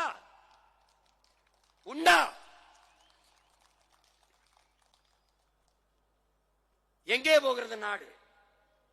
இதை சரி செய்வதை தவிர வேற என்ன சரியான அரசியல்? எது அரசியல்? எது? கூட்டணி வைக்க மாட்டாயா சீமான்? கூட்டணி வைக்க மாட்டாயா சீமான்? முதலில் இவர்கள் என்ன பேசினார்கள்? கூட்டணி வைக்கவில்லை என்றால் உங்கள் கூட வருகிற உங்களை நம்பி வர்ற பிள்ளைகள் சோர்ந்து விட மாட்டார்களா? விடமாட்டார்கள்.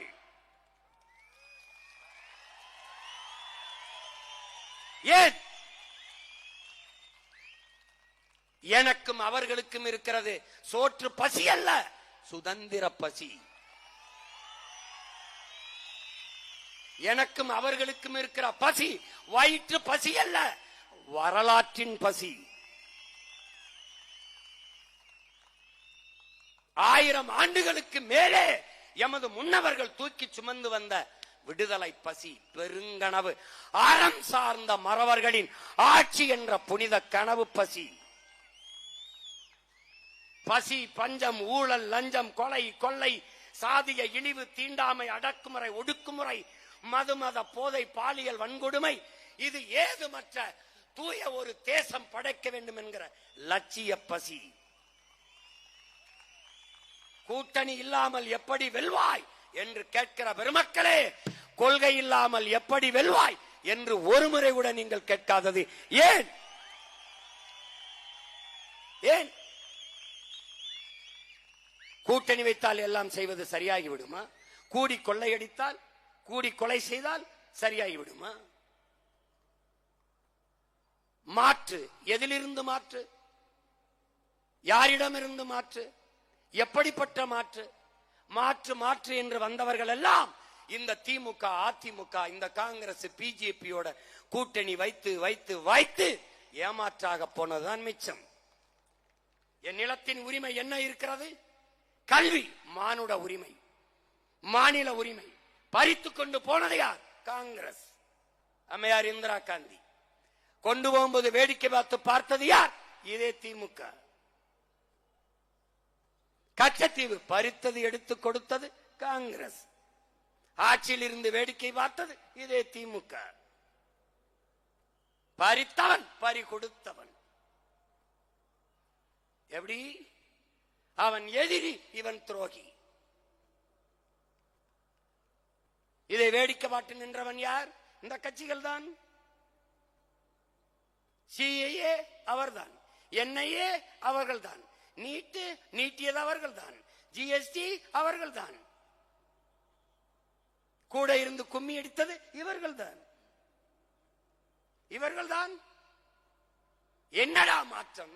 அங்கும் ஊழல், இங்கும் ஊழல், அங்கும் லஞ்சம், இங்கும் லஞ்சம், அங்கேயும் பஞ்சம், இங்கேயும் பஞ்சம், அங்கேயும் திருட்டு, இங்கேயும் திருட்டு, அங்கேயும் இருட்டு, இங்கேயும் இருட்டு. வேற என்ன? வேற என்ன? அங்கேயும் சாராயம், இங்கேயும் சாராயம். என்ன மாற்று?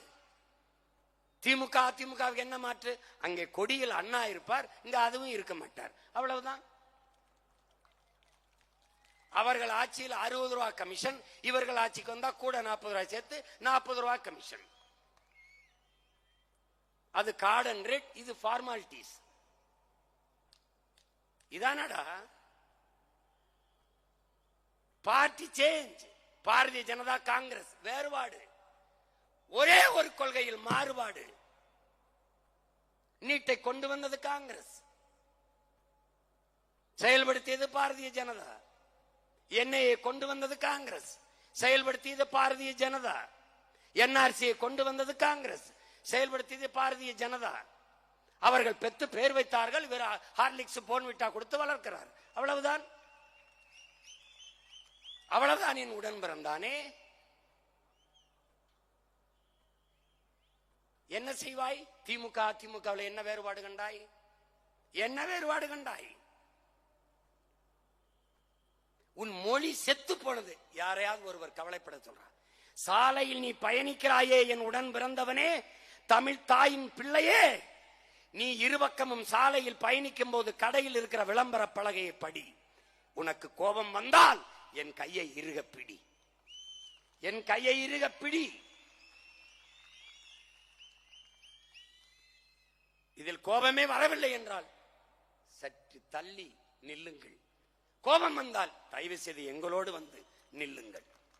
படித்து பார், ஒரு இடத்திலேயாவது உன் தாய்மொழி இருக்கிறதா என்று. உன் கண்முன்னே உன் தாய் சிதைத்து அழிக்கப்பட்டு விட்டாளடா, அழிக்கப்பட்டு விட்டாள். உன் கண்முன்னே உன் இனம் கொன்றொழிக்கப்பட்டு விட்டது. உன்னால் ஒன்றும் செய்ய முடியவில்லை. உன் கண்முன்னே உன் வளங்கள் களவு போய் கொண்டிருக்கிறது. நாளெல்லாம் பொழுதெல்லாம் எங்கள் செல்வம் கொள்ளை கொண்டு போகவோ, நாங்கள் இங்கு சாகவோ, அழுது கொண்டு இருப்போமோ, ஆண் பிள்ளைகள் அல்லமோ, உயிர் வெல்லமோ என்று பாடு நான் பாட்டன் பாரதி. போய்விட்டது உன் செல்வங்கள். அவன் அடிமை இந்தியாவில் பாடினானடா, நீ விடுதலை பெற்ற இந்தியாவில் இருக்கிறாய்.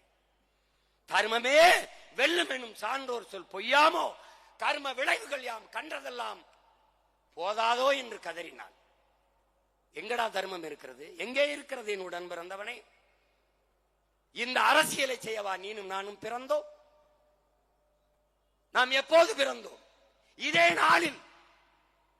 இதே நாளில் லட்சக்கணக்கான நம் இனத்தின் பிணத்துக்கிடையிலே பிரசவமான பிள்ளைகளடா நீயும் நானும். நம் தாய் தந்தையரின் கண்ணீரிலும் ரத்தத்திலும் கருக்கொண்ட பிள்ளைகளடா நாம். நாம் ஆள் மாற்றத்திற்கு, ஆட்சி மாற்றத்திற்கு வந்த ஆட்கள் அல்ல. அதற்கு வந்த அரசியல்வாதிகள் அல்ல. அடிப்படை அமைப்பு அரசியல் மாற்றத்திற்கு வந்த லட்சியவாதிகள், புரட்சியவாதிகள்.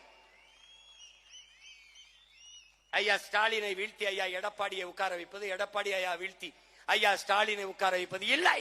இந்த கோட்பாட்டையே வீழ்த்தி புதிய ஒரு கோட்பாடு, புரட்சிகர அரசியல் கோட்பாடு, பெருந்தலைவன் பிரபாகரன் கண்ட பெருங்கனவை கட்டி எழுப்புகிற கோட்பாடு, தீய ஆட்சி முறையை ஒழித்து தூய ஆட்சி முறையை மலரச் செய்கிற மகத்தான கோட்பாடு. அதுதான் நாம் தமிழர் கட்சியின் லட்சிய கோட்பாடு.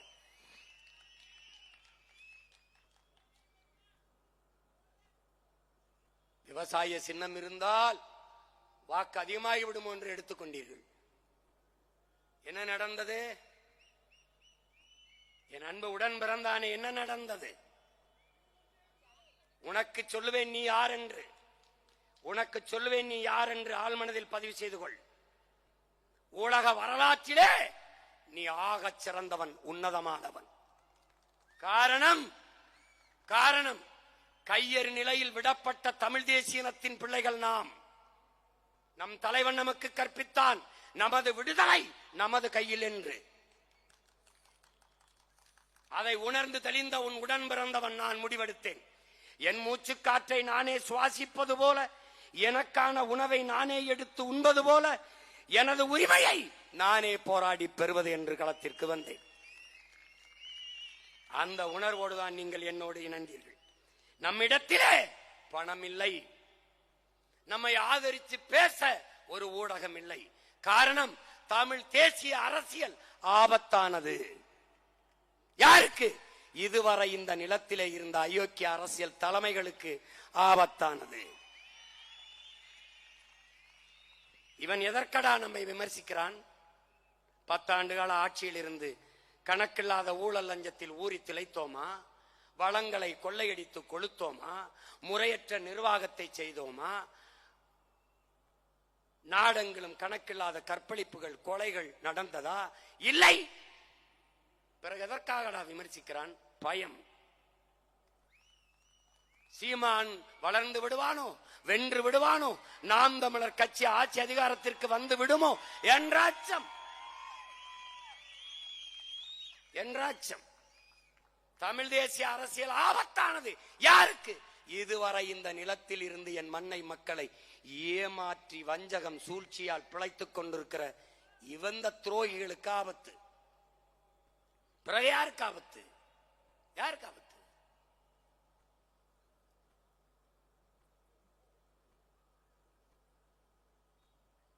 எது அரசியல்? எது நமக்கான அரசியல்?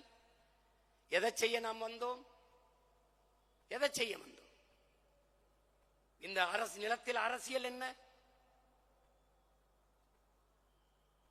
போனஸ், மானியம், சலுகை, இலவசம், சாதி, மதம், சாராயம், பணம். இதை தவிர வேற ஏதாவது சொல், வேற ஏதாவது சொல் அரசியல் இல்லை. இங்கே செய்தி அரசியல் மட்டும்தான், செயல் அரசியல், சேவை அரசியல் இல்லை. இங்கே தேர்தல் அரசியல், கட்சி அரசியல் மட்டும்தான், மக்கள் அரசியல் இல்லை.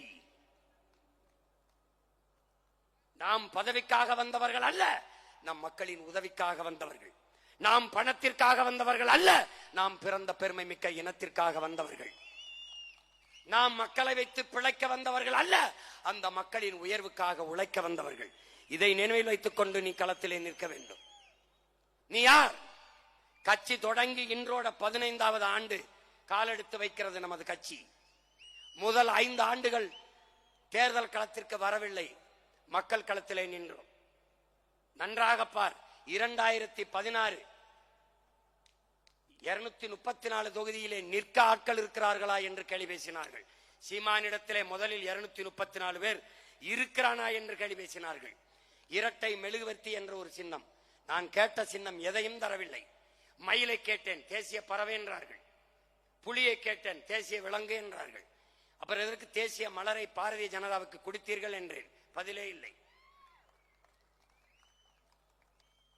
காளை மாட கொடுங்கள் என்றேன், உயிருள்ள எதையும் கொடுக்க முடியாது என்றார்கள். அப்ப யானையை எதற்கு மாயாவதி அம்மையாருக்கு கொடுத்தீர்கள்? சிங்கத்தை எதற்கு ஃபார்வர்ட் பிளாக்கு கொடுத்தீர்கள் என்றேன். அது முன்னாடி நடந்து விட்டது என்றார்கள். உங்களுக்கு நான் பின்னாடி பிறந்ததன் பிரச்சனையா என்று கேட்டேன். பதிலே இல்லை. கடைசியாக போங்கள் உங்களுக்கு ஒரு சின்னம் தருகிறோம் என்றார்கள். இரட்டை மெழுகுவர்த்தி. ஓட்டுக்கு ஒத்த ரூபாய் காசு இல்லை, துண்டறிக்கை அடிக்க கூட காசு இல்லை, வயிற்றை நிரப்பிக்கொள்ள கூட வழி இல்லை. நடந்தோம் நடந்தோம், வேர்க்க விறுவிறுக்க ரத்தத்தை வேர்வையாக சிந்தி வீதி வீதியாக. இவ்வளவு பெரிய படையும் அன்று இல்லை. வெறும் 4,50,000 வாக்குகள் தான். 1.1 விழுக்காடு, 1.1 விழுக்காடு தான். உலக வரலாற்றிலே என் உடன் பிறந்தவனே, பேரன்பு மிக்க என் பெற்றோர்களே, 1 விழுக்காடு வாக்கை பெற்ற ஒரு அரசியல் கட்சி உலகத்திலே உயிரோடு இருந்ததில்லை. இந்திய பெருநிலத்தில் குறிப்பாக தமிழ்நாட்டில் 1.1 வாங்கிய கட்சி இருந்ததில்லை. ஒன்று இறந்து போகும், இல்லது ஏதாவது ஒரு கட்சியோடு ஒட்டு கட்சியாக போய் நின்று 1 சீட்டு 2 சீட்டை வாங்கி கொண்டு நத்தி நக்கி பிழைக்கும்.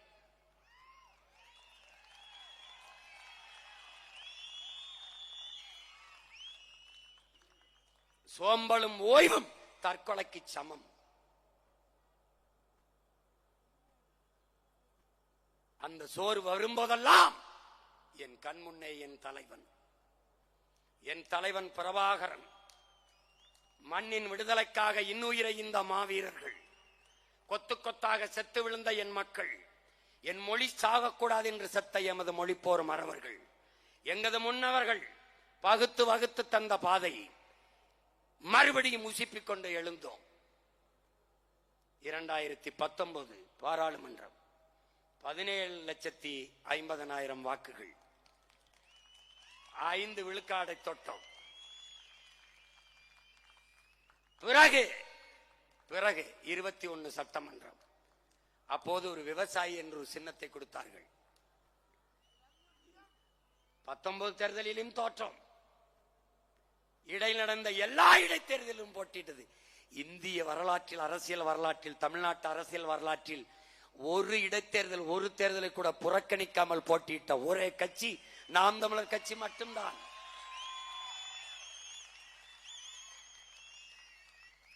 காரணம், தோல்வி எங்களுக்கு தோல்வி அல்ல, பயிற்சி.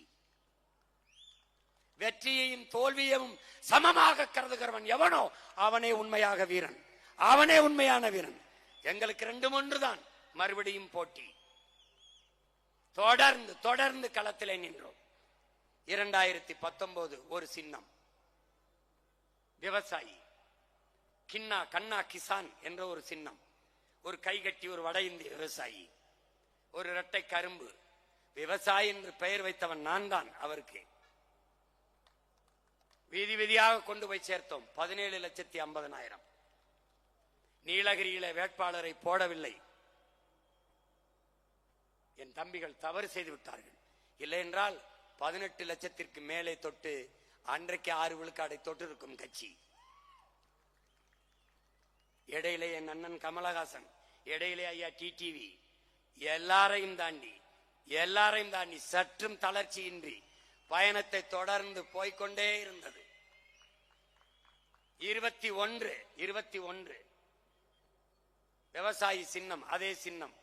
234 போட்டி, 117 பெண்கள், 117 ஆண்கள், சம வாய்ப்பு. ஒடுக்கப்பட்ட நிராகரிக்கப்பட்ட தமிழ் சமூகங்களுக்கு வாய்ப்பு, பொது தொகுதியிலே ஆதி தமிழ் குடிகளுக்கு தேவேந்திரருக்கு வாய்ப்பு. போட்டி 30 லட்சம் வாக்கு, 7 விழுக்காடு வாக்கு. அங்கீகாரம் பெறவில்லை, இன்னும் 1 விழுக்காடு. 24 இந்தியாவை யார் ஆள்வது? தோற்றம் துவண்டு போகவில்லை. காரணம், பெற்ற தலைவன் அப்படி, உருவாக்கிய தலைவன் அப்படி.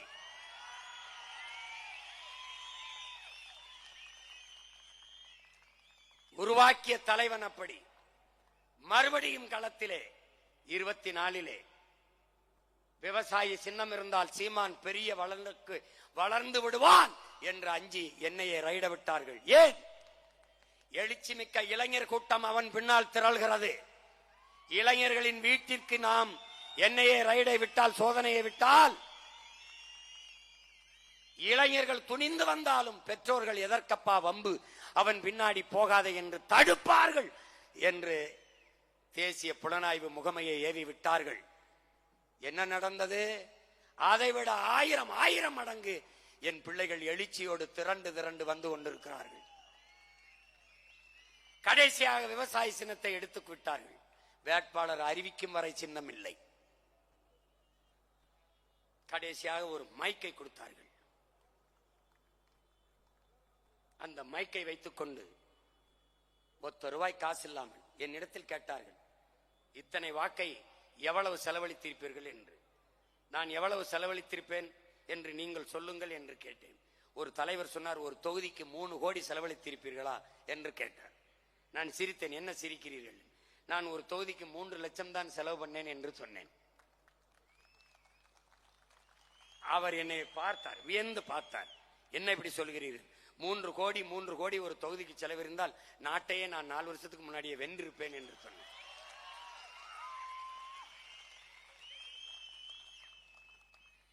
அந்த தேர்தலில் 36 லட்சம் வாக்குகளை நாம் பெற்றோம். என் அருமை தமிழ் மக்களே, எங்களை பெற்ற பேரன்பு மிக்களே, மான தமிழ் மக்கள் எல்லோரும் செத்து விடவில்லை என்று நீங்கள் நிரூபித்தீர்கள். உங்களை நம்பி நின்ற இந்த பிள்ளைகளை கைவிட்டு விடவில்லை. எளிய பிள்ளைகள் நாங்கள். முதல் அங்கீகாரம் பெற்ற கட்சியின் சின்னங்கள் தாமரை, கை, உதயசூரியன், இரட்டை இலை. முன்னாடி அங்கீகரிக்கப்படாத எனது சின்னம் மைக் 8வது பெட்டியிலே. எனக்கு கொடுத்த மைக் அங்கே இல்லை. அங்கே அந்த மைக்கு கீழே 2 பொத்தானை வைத்து விட்டார்கள். அந்த பொத்தான் பார்க்கும்போது சீப்பு போலே இருக்கிறது. அதை தேடி இந்திய நாட்டை யார் ஆள்வது? ஐயா மோடியா, அருமை சகோதரர் ராகுலா என்பதுதான் போட்டி. எளிய மகன் சீமானை தேடி, அவன் சின்னத்தை தேடி, 8வது பெட்டியிலே தேடி, இத்தனை ஆயிரக்கணக்கான கோடி பணத்தை தாண்டி, சாராயத்தை தாண்டி, சாப்பாட்டை தாண்டி, சாதி மதத்தை தாண்டி மான தமிழ் மக்கள் 36 லட்சம் வாக்கை போட்டு தனித்த பெரும் கட்சியாக, மாநில அங்கீகாரம் பெற்ற கட்சியாக, இந்திய அரசியல் வரலாற்றிலே, தமிழக அரசியல் வரலாற்றிலே தனித்து நின்று ஒற்றை கட்சி மாநில உரிமம் பெற்ற கட்சியாக வளர்ந்திருக்கிறது என்றால் என் மக்களின், மான தமிழ் மக்களின் மதிப்புமிக்க வாக்கால் தான். என் முன்னாடி திரண்டு இருக்கிற என் உயிர் உடன் பிறந்தார்கள், அவர்களுடைய உழைப்பில் தான் அந்த வெற்றி. எந்த கட்சியோடும் சேராது. 36 லட்சம் ஓட்டும் நீ எழுந்து சொல். உன் ஓட்டு, உன் உழைப்பின் ஓட்டு, உன் லட்சியத்திற்கான ஓட்டு, உன் கொள்கைக்கான ஓட்டு, நீ ஏற்றுக்கொண்ட தலைவன் பிரபாகரனுக்கான ஓட்டு என்பதை நீ நிமிர்ந்து துணிந்து சொல். உலக வரலாற்றில் பயங்கரவாதி என்று சொன்னவனை, தடை செய்து வந்தவனை தலைவனாக ஏற்று இறக்கிய புலிக்கொடியவை ஏந்தி ஒவ்வொரு தேர்தலுக்கும் ஒரு சின்னத்தை தந்தாலும் தளராது களத்திலே நின்று தோற்றாலும் இன்னும் துணிந்து களத்திலே நிற்கிற ஒரு புரட்சிகர அரசியல் படை நாம் தமிழர் கட்சி மட்டும்தான். என் உடன் பிறந்தானே, நீ சொல், இதில் எந்த கட்சியோட சேர்ந்து நீ நின்று உன் கனவை நிறைவேற்றுவாய்?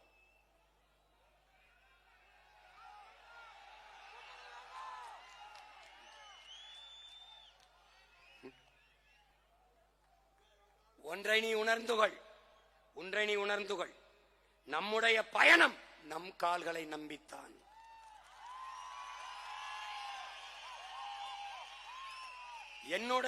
உன்னுடைய கனவு நம் தோள்களில் தான். அடுத்தவர் கால்களையோ தோள்களையோ நம்பி பயணிக்கிற கோழைகள் நாம் அல்ல. கூட்டத்தில் நிற்பவனுக்கு துணிவோ வீரமோ தேவையில்லை. தனித்து நிற்பதற்குத்தான் துணிவும் வீரமும் தேவை. நாம் வீரர்கள், அதனால் தனித்தே களம் காணுவோம். என் அன்பிற்குரிய மக்களே, என் அருமை சொந்தங்களே, ஒரு தலைவன் என்பவனுக்கு முதல் தகுதி அவன் பிறந்த மண்ணை, அவன் மக்களை உண்மையாக முழுமையாக நம்ப வேண்டும், நேசிக்க வேண்டும். நான் என் மக்களை 100 விழுக்காடு உண்மையாக நம்பி நேசிக்கிறேன், காதலிக்கிறேன். நான் என் மண்ணை பேரன்பு கொண்டு நேசிக்கிறேன். இது மண் அல்ல, என் தாயின் மடி என்று நான் நேசிக்கிறேன்.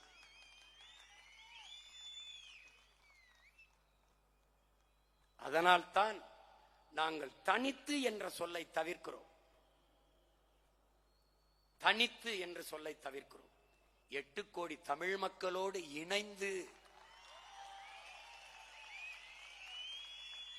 லாவோட்ஸ் சொல்கிறான், என் அன்பிற்குரிய தம்பி தங்கைகளே, மக்களிடம் செல், மக்களை படி, மக்களிடம் கற்றுக்கொள், மக்களிடம் இருந்து தொடங்கு. அவர்களிடம் என்ன இருக்கிறதோ அதை வைத்து தொடங்கு. அவர்களை தயார் செய், போராட தயார் செய். அவர்கள் வெற்றி அடைந்த பிறகு அவர்களை சொல்ல சொல் இந்த வெற்றியை நாங்களே அடைந்தோம் என்று. தலைவனே தேவையில்லாத ஒரு சமூகத்தை உருவாக்குவதுதான் ஆகச் சிறந்த சமூகம். தலைவனே இல்லாத போராட்டம் வெல்லுமா? வென்றிருக்கிறது சான்று சல்லிக்கட்டு போராட்டம், வென்றிருக்கிறது சான்று அரிட்டாப்பட்டி போராட்டம், வென்றிருக்கிறது. அதைத்தான் உங்கள் பிள்ளைகள் செய்ய நினைக்கிறோம். உங்கள் முன்னால் நிற்கிற நான், என்னை ஒருபோது இந்த மக்கள் தலைவராக பார்க்க மாட்டார்கள், ஏற்க மாட்டார்கள். ஏன்? அவர்கள் என்னை தலைவனாகவே பார்க்க மாட்டார்கள். தன் மகனாக பார்ப்பார்கள், தன் பேரனாக பார்ப்பார்கள், தன் பிள்ளையாக, தன் மாமனாக, தன் சித்தப்பனாக, தன் பெரியப்பனாகத்தான் பார்ப்பார்கள், நேசிப்பார்கள். கண்ணாடி முன்னாடி நின்றால் அவர்கள் முகத்தில் என் முகம் தெரியும், என் குரல் அவர்களுக்கானது என்றது அவர்களுக்கு தெரியும். இந்த மகன் எனக்காக பேசுகிறான், என்னுடைய வலியை தன் மொழியிலே பேசுகிறான், எனக்கு இருந்த கோபத்தை அவன் ஆவேசமாக வெளிப்படுத்துகிறான். அப்படித்தான் என் மக்கள் நேசிப்பார்கள். ஏன்? நாம் அந்த மக்களிடம் இருந்து அந்த மக்களுக்காக வந்தவர்கள். நாம் வானத்திலிருந்து வந்து இறங்கியவர்கள் அல்ல, அவர்கள் வயிற்றிலிருந்து வந்தவர்கள். அதனாலேதான் எந்த சமரசம் இல்லாமல் மக்களுக்காக, மக்களிடம் இருந்து அந்த மக்களுக்காக வந்த பிள்ளைகள் மக்களை நம்பி களத்திலே நிற்கிறோம். 5 முறை 4 முறை பொது தேர்தலில் தோற்று, பல முறை இடைத்தேர்தலில் தோற்று, 2 முறை ஊரக உள்ளாட்சி தேர்தலில், உள்ளக தேர்தலில் தோற்று ஒரு கட்சி 5வது முறையும் களத்திலே தனித்து நிற்கப் போகிறது என்றால் அது இந்திய அரசியல் வரலாற்றிலே அது நாம் தமிழர் கட்சி மட்டும்தான். எந்த சமரசமும் இல்லை. என் மக்களோடு சேர்ந்து என் மக்களுக்காக இந்த 2026 படைப்போம் புதிய அரசியல் வரலாறு என்ற லட்சியத்தை முன்வைத்து நீங்கள் பறித்துக் கொண்ட அதே விவசாயி சின்னத்திலே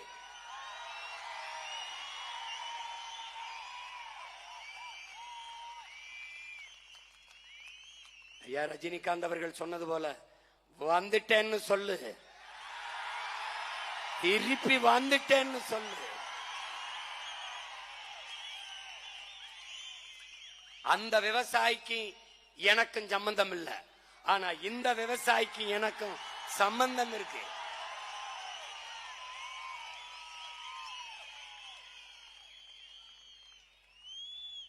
என் என்ன மட்டும் சின்னம் இல்ல, சின்னமே நான் தான்.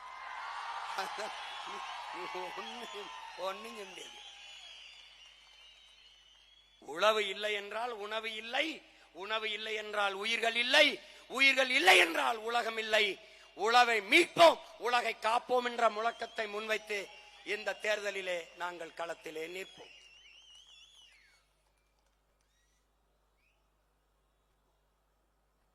அறிவார்ந்த தமிழ் சமூக மக்கள் ஆகச் சிறந்த சமூகம் படைக்க காத்திருக்கிறோம். என் அன்பு பிள்ளைகளே, ஒரு தேசத்தில் மருத்துவ படிப்பிற்கு மதிப்பு இருக்கிறது என்றால் அந்த நாடு நோயாளிகளை அதிகம் பெற்றிருக்கிறது என்ற அர்த்தம்.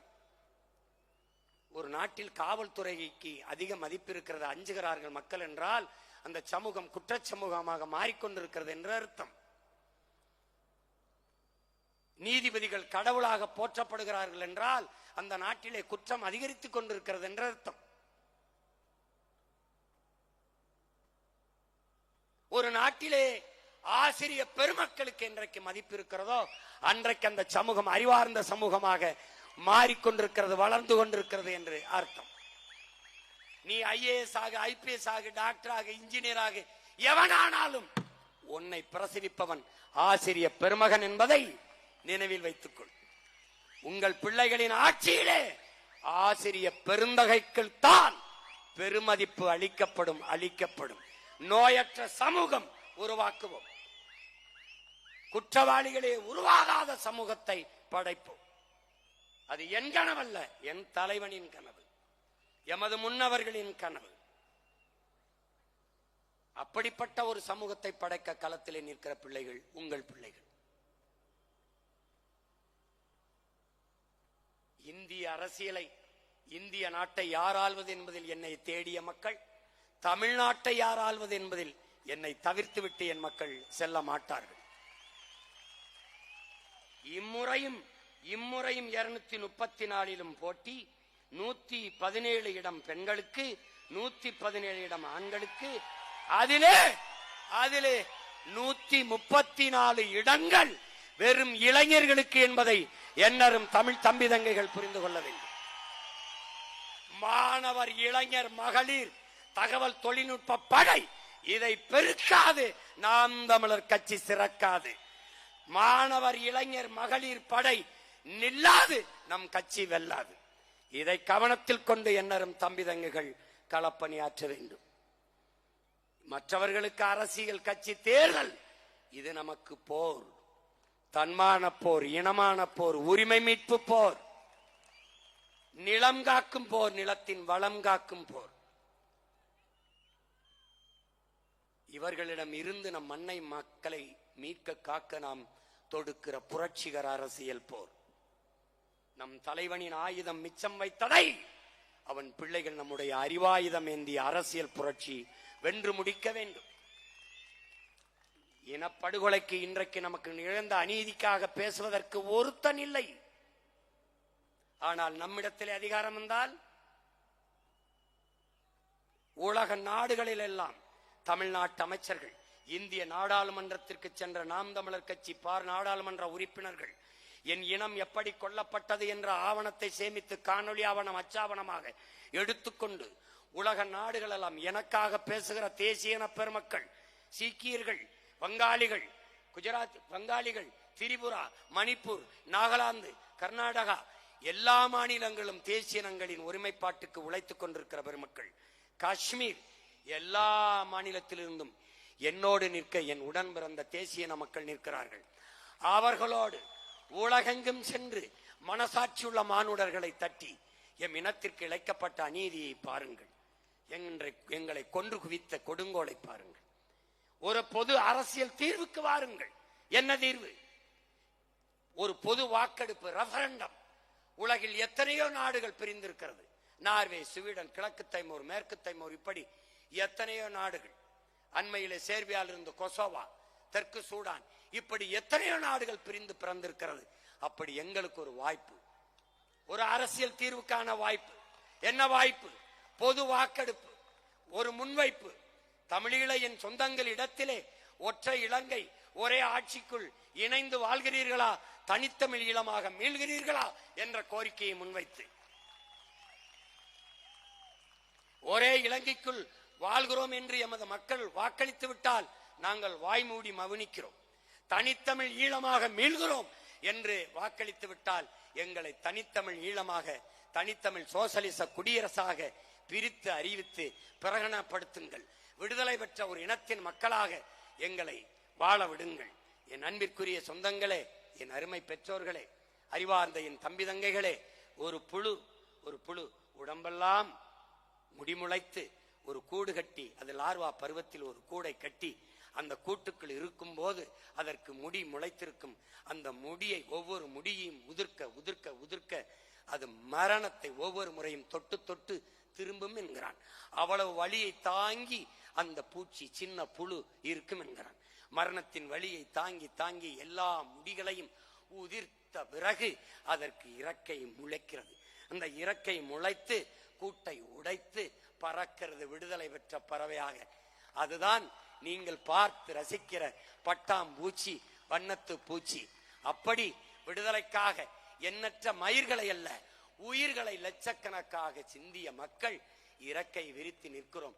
சுதந்திர பறவையாக எங்களை விடுதலை பெற்ற இனத்தின் மக்களாக உலக அரங்கிலே, இந்த பூமி பந்திலே பறக்க அனுமதி தாருங்கள் உலகத்தீரே. இந்த நிலையை இந்த மகன் இன்றைக்கு கெஞ்சிக் கொண்டு நிற்கிறேன். என்னை நீ தவிர்த்து விட்டு போகலாம், இந்த கூட்டம் சிறியவர்கள் கூட்டம் என்று எழுதி வைத்துக்கொள். 2026க்கு பிறகு சரியாக இன்னும் 6 மாதங்கள் என்னை நீ தவிர்த்து விட்டு செல்ல முடியாது. என்னை நீ மறைக்கலாம். நான் முன்வைக்கிற அரசியலை ஒருவராலும் தவிர்க்க முடியாது, மறைக்க முடியாது. நீ கொம்பாது கொம்பன். கட்டிப்பார். பரந்தூர்ல விண்ணூர்தி நிலையம் கட்டிப்பார். எல்லாரும் எதோ பண்ணி பார்த்தான். டங்ஸ்டன் தொழிற்சாலை, அரிட்டாப்பட்டியில் குலதெய்வம் கோயில் வாசலில் நின்று சொன்னேன், இந்த குலதெய்வத்தின் மேலே ஆணை, இந்த மகன் இருக்கிற வரை ஒரு கல்லை கூட எடுக்க முடியாது என்று. பேனா சிலை வைத்தே தீர்வோம் என்று. வச்சு பார்.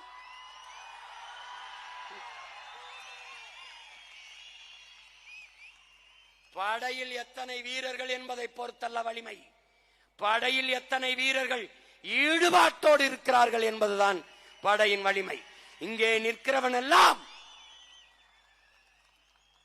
வெறி கொண்ட வேங்கைகள், அடிபட்ட புலியும் அடிமைப்பட்ட இனமும் எழுச்சியுற்றால் இவனும் எதிர் நிற்க முடியாது என்பதை உணர்ந்து கொண்டு ஆட்சியாளர்கள், அதிகாரத்தில் இருப்பவர்கள் உணர்ந்து கொண்டு வேலை செய்ய வேண்டும்.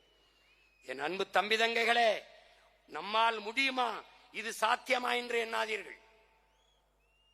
தம்பி, தவறான பாதையில் வேகமாக செல்வதை விட சரியான பாதையில் மெதுவாக செல்வது மேலானது. முந்திக்கொண்ட முதல் கல் கோயிலின் வாசலில் படிக்கல்லாக இருக்கிறது. கடைசி வரை காத்திருந்த கல்தான் கலசம் ஏறுகிறது. நீ கடைசி வரை காத்திருந்து விட்டாய், விரைவில் கலசம் ஏறுவாய். ஒரே மலையிலிருந்து வெட்டி பெயர்க்கப்பட்ட கற்கள் ஒன்று கோயிலிலே படிக்கல்லாக இருக்கிறது. அதை மிதித்து மிதித்து பக்கத்திலே இருந்து உடைக்கப்பட்ட கல் உள்ளே கோயிலில் சாமி சிலையாக இருக்கிறது. கோயிலை பூட்டிவிட்டு போன பிறகு படிக்கல்லாக இருக்கிற கல் உள்ளே சிலையாக இருக்கிற கல்லிடம் கேட்கிறது, என் உடன் பிறந்தவனே, என் தங்கைகளே, என் பேரன்பு மிக்க பெற்றோர்களை கேட்கிறது, ஏய் மச்சான், 2 பேரும் ஒன்னாதாண்டா ஒட்டி இருந்தோம், ஒருத்தன் தாண்டா வெட்டி எடுத்தான், நான் காலுக்கு கீழே படிக்கல்லா இருந்து மிதிபடுகிறேன், நீ உள்ளே வழிபடுகிற இடத்திலிருந்து எல்லோரும் உனக்கு பூஜை புனஸ்காரம் செய்து பாலாபிஷேகம் எல்லாம் செய்து விழுந்து விழுந்து கும்பிடுகிறானே ஏன் என்று கேட்டதற்கு அந்த சாமி சிலையாக இருந்த கல் சொன்னது, மச்சான், நீ ஒரே அடியில் கீழே விழுந்து விட்டாய், அதனால் படிக்கல்லாக படுத்து கிடந்து மிதிபடுகிறாய். நான் இந்த மூக்கு இருக்கிறவாறு மூக்கு, இதுக்கு 3000 அடி தாங்கி இருக்கனடா. டே, என் கழுத்து இருக்குவார் கழுத்து, அதுக்கு 7000 அடி தாங்கி இருக்கனடா. என் கண்ணுக்கு கணக்கில்லாத அடி, என் நெத்திக்கு நினைக்க முடியாத அளவுக்கு அடி, என் காலுக்கு பல ஆயிரக்கணக்கான அடி, என் கைகளுக்கு பல ஆயிரக்கணக்கான அடி. ஒளியின் வழி தாங்கியதால் மக்கள் வழிபடுகிற பேரொளியாக நின்று கொண்டிருக்கிறேன். தொடர்ந்து தொடர்ந்து தோற்று தோற்று அவமானம், ஏச்சு பேச்சு, கேடுகட்ட கேவலங்கட்ட விமர்சனங்களை தாங்கி தாங்கி நிற்கிற நாம் உறுதியாக இந்த மக்கள் போற்றப்படக்கூடிய இடத்தில் வென்று நிற்போம். நீ உறுதியாக இதை நம்பு தம்பி. என்னையை உன் மகனை, உன் உடன் பிறந்தவனை, உன் மாமனை, உன் சித்தப்பனை பொழுதுபோக்கு தளத்தில் தலைவனை தேடுகிறவன் தேட மாட்டான்.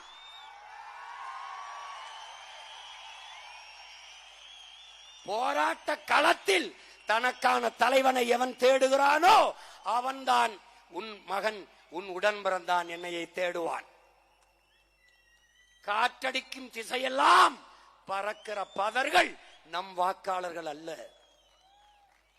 புயலே அடித்தாலும் அசையாது அதே இடத்தில் கிடக்கிற வீரிய மிக்க விதை நெல் மணிகளே நம்முடைய வாக்காளர்கள். நான் ஒரு விதை நெல், நீ ஒரு விதை நெல். என் அன்பு பிள்ளைகளே, என் அருமை பெற்றோர்களே, பேரன்பு மிக்க என் தம்பி தங்கைகளே, ஒரு நெல்லடா ஒரு நாற்று, ஒரு நெல் ஒரு நாற்று. அந்த ஒரு நாற்றை எடுத்து நடுகிறோம், ஒற்றை நடவு. அதைத்தான் ஒற்றை வைக்கோல் புரட்சி என்று மாசானுகோ புக்காக்கோ சொல்கிறான். நம்முடைய பெரிய தகப்பன் நம்மாழ்வார் அதைத்தான் சொல்கிறார், ஒற்றை நாற்று நடவு, ஒரு நாற்று. அந்த நாற்று 80 நாற்றாக மாறுகிறது, 100 நாற்றாக மாறுகிறது, வெடித்து வெடித்து. என்னுடைய தம்பி என்னுடைய தம்பி சிவராமன் உருவாக்கி கொண்டிருக்கிறான். நம்முடைய அப்பா வழியிலே ஒரு நாற்றை நட்டால் 100 நாற்று. நினைத்து பாரடா, ஒரு கதிரில் 20 நெல்மணிகள் என்றாலும் 100 நாட்டில் 2000 நெல்மணிகளடா. நீ விதைத்தது ஒரே நெல்லை, அது விளைவித்தது 2000 நெற்களை. இங்கே எத்தனை ஆயிரக்கணக்கான விதை நெல்கள்? நீயும் நானும் முளைத்தால் எத்தனை லட்சக்கணக்கான விதைகள் என்பதை நீரி புரிந்து கொள்ள வேண்டும். விதைத்தவன் உறங்கினாலும் விதை உறங்காது என்கிறான் பிடல் காஸ்ட்ரோ. இங்குதான் விதைத்தவனும் உயிரோடு இருக்கிறான், உறங்கவில்லை. விதைகளும் உறங்கவில்லை, முளைத்துக் கொண்டே இருக்கிறது. விழுவதெல்லாம் அழுவதற்கல்ல, எழுவதற்கே. வீழ்வதல்ல தோல்வி, வீழ்ந்தே கிடப்பதுதான் தோல்வி. 1 விழ 9 அல்ல, 1 விழ நாம் 100 எழுவோம். விழுவோம் விழுவோம், விதையாய் விழுவோம். எழுவோம் எழுவோம், விடுதலையாய் எழுவோம். நம் இலக்கு உறுதி செய்யப்பட்டு விட்டது, நம் வெற்றி உறுதி செய்யப்பட்டு விட்டது. நம் பாதை மிகச் சரியானது, நம் பயணம் மிகச் சரியானது. தூரம் சற்று, மிகச் சற்று. பாதையை சுருக்க வேண்டியதில்லை, பாதையை குறைக்க வேண்டியதில்லை, பயணத்தை மாற்ற வேண்டியதில்லை. மாறாக என் உடன் பிறந்தவனே, நம் கால்களை உறுதி செய்வோமடா. நம் கால்களை உறுதி செய்து களத்திலே பயணிப்போம். அடுத்தவன் தோள் மேலே ஏறி நின்று நான் உயரமானவன் என்று காட்டுவதை விட தனித்து நின்று நான் உண்மையான உயரத்தை காட்டுவது மேலானது. விடுதலை பெற்ற இந்தியாவின் முதல் பிரதமர் ஐயா நேரு அவர்கள் பேசியது, என்றாவது ஒரு நாள் தோற்க போகிற ஒரு கோட்பாட்டை ஏற்று அதன் வெற்றிக்காக இன்று நான் பாடுபடுவதை விட என்றாவது ஒரு நாள் வெல்லப் போகிற ஒரு கோட்பாட்டை, தத்துவத்தை ஏற்று அதற்காக நான் போராடி தோற்று போவதையே மேலானது என்று அவர் பேசியது நமக்காகத்தான், நமக்காகத்தான். ஒன்றை நீ கவனித்துக்கொள், நமது முன்னவர்கள் தற்காலிக தோல்விக்காக நிரந்தர வெற்றியை இழந்தவர்கள். நாம் அதை போல தற்காலிக வெற்றிக்கு நிரந்தர தோல்வியை, தற்காலிக தோல்விக்கு நிரந்தர வெற்றியை நான் தழுவ தயாராக இல்லை. தற்காலிக வெற்றிக்காக நிரந்தர தோல்வியை தழுவ தயாராக இல்லை. அதை புரிந்து கொள்ள வேண்டும். நாம் வந்தது இங்கு இருக்கிற ஆட்சியாளர்களை போல ஆட்சி செய்யல, நம்மருமை தலைவன் கண்ட கனவை இந்த நிலத்தில் நிறைவேற்றி காட்ட. நமது முன்னவர்கள் அறத்தின் வழி நின்ற ஆட்சி செய்த அந்த ஆட்சி முறையை இந்த நிலத்தில் நிகழ்த்தி காட்ட நாம் களத்திலே நிற்கிறோம். எனவே அறிவார்ந்த தமிழ் சமூக மக்கள், என்னரும் தம்பி தங்கைகள், தோல்வி தோல்வி அல்ல, தோல்வி தோல்வி அல்ல. என் உடன் பிறந்தானே, தோல்வி நிலையென நினைத்தான் மனிதன் வாழ்வை நினைக்கலாமா? வாழ்வை சுமை என நினைத்து தாயின் கனவை மீதிக்கலாமா? உரிமையை இழந்தோம், உடமையும் இழந்தோம், உணர்வை இழக்கலாமா? உணர்வை கொடுத்து உயிராய் வளர்த்த கனவை மறக்கலாமா? தோல்வி நிலையென நினைத்தால் மனிதன் வாழ்வை நினைக்கலாமா? விடியலுக்கில்லை தூரம், விடியும் மனதில் இன்னும் ஏன் பாரம்? உன் நெஞ்சம் முழுவதும் வீரம் இருந்தும் கண்ணில் இன்னும் ஏன் ஈரம்? உரிமையை இழந்தோம், உடமையை இழந்தோம், உணர்வை இழக்கலாமா? உணர்வை கொடுத்து உயிராய் வளர்த்த கனவை மறக்கலாமா?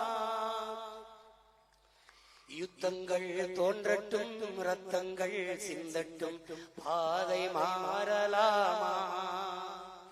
ரத்தத்தின் வெப்பத்தில் லட்சங்கள் வேகட்டும், கொள்கை சாகலாமா? உரிமையை இழந்தோம், உடமையை இழந்தோம், உணர்வை இழக்கலாமா? உணர்வை கொடுத்து உயிராய் வளர்த்த கனவை மறக்கலாமா? ரத்தங்கள் சிந்தட்டும், யுத்தங்கள் தோன்றட்டும், பாதை மாறலாமா? ரத்தத்தின் வெப்பத்தில் லட்சங்கள் வேகட்டும், கொள்கை சாகலாமா? உரிமையை இழந்தோம், உடமையை இழந்தோம், உணர்வை இழக்கலாமா? உணர்வை கொடுத்து உயிராய் வளர்த்த கனவை மறக்கலாமா? ஒப்பற்ற தலைவன் பெருமாவீரன் பிரபாகரன் அவர்கள் சுமந்த கனவை சுமந்து நிற்கிற பிள்ளைகளே, புரட்சி எப்போதும் வெல்லும். நமது வெற்றி நாளை அதை சொல்லும். இம்முறையும் எவரோடும் கூட்டணி சேராது. தனித்தே நாம் தமிழர் கட்சி களத்திலே நிற்க இருக்கிறது. சீபா ஆதித்தனாரை பார்த்தோம், சிவன் மாப்போசியை பார்த்தோம் என்றார்கள். அவர்கள் சீமானை பார்த்ததில்லை. இந்த களத்திலே பார்ப்பார்கள். என்னரும் தமிழ் சொந்தங்களே, உலகெங்கும் வேர்பரப்பி வாழும் என் அருமை தமிழ் மக்களே, எளிய பிள்ளைகள் உங்கள் பிள்ளைகள் எங்களுக்கு வலிமை தர உங்கள் கைகளை எங்களுக்கு தந்து வலிமை மிக்க அரசியல் படையாக மாற்றுங்கள். அறிவார்ந்த தமிழ் சமூக மக்களே, நம் இலக்கு ஒன்றுதான், இனத்தின் விடுதலை. இனம் ஒன்றாவோம், இலக்கை வென்றாவோம். தமிழ்தாய் வாழ்க, தலைவர் பிரபாகரன் வாழ்க, நாம் தமிழர்.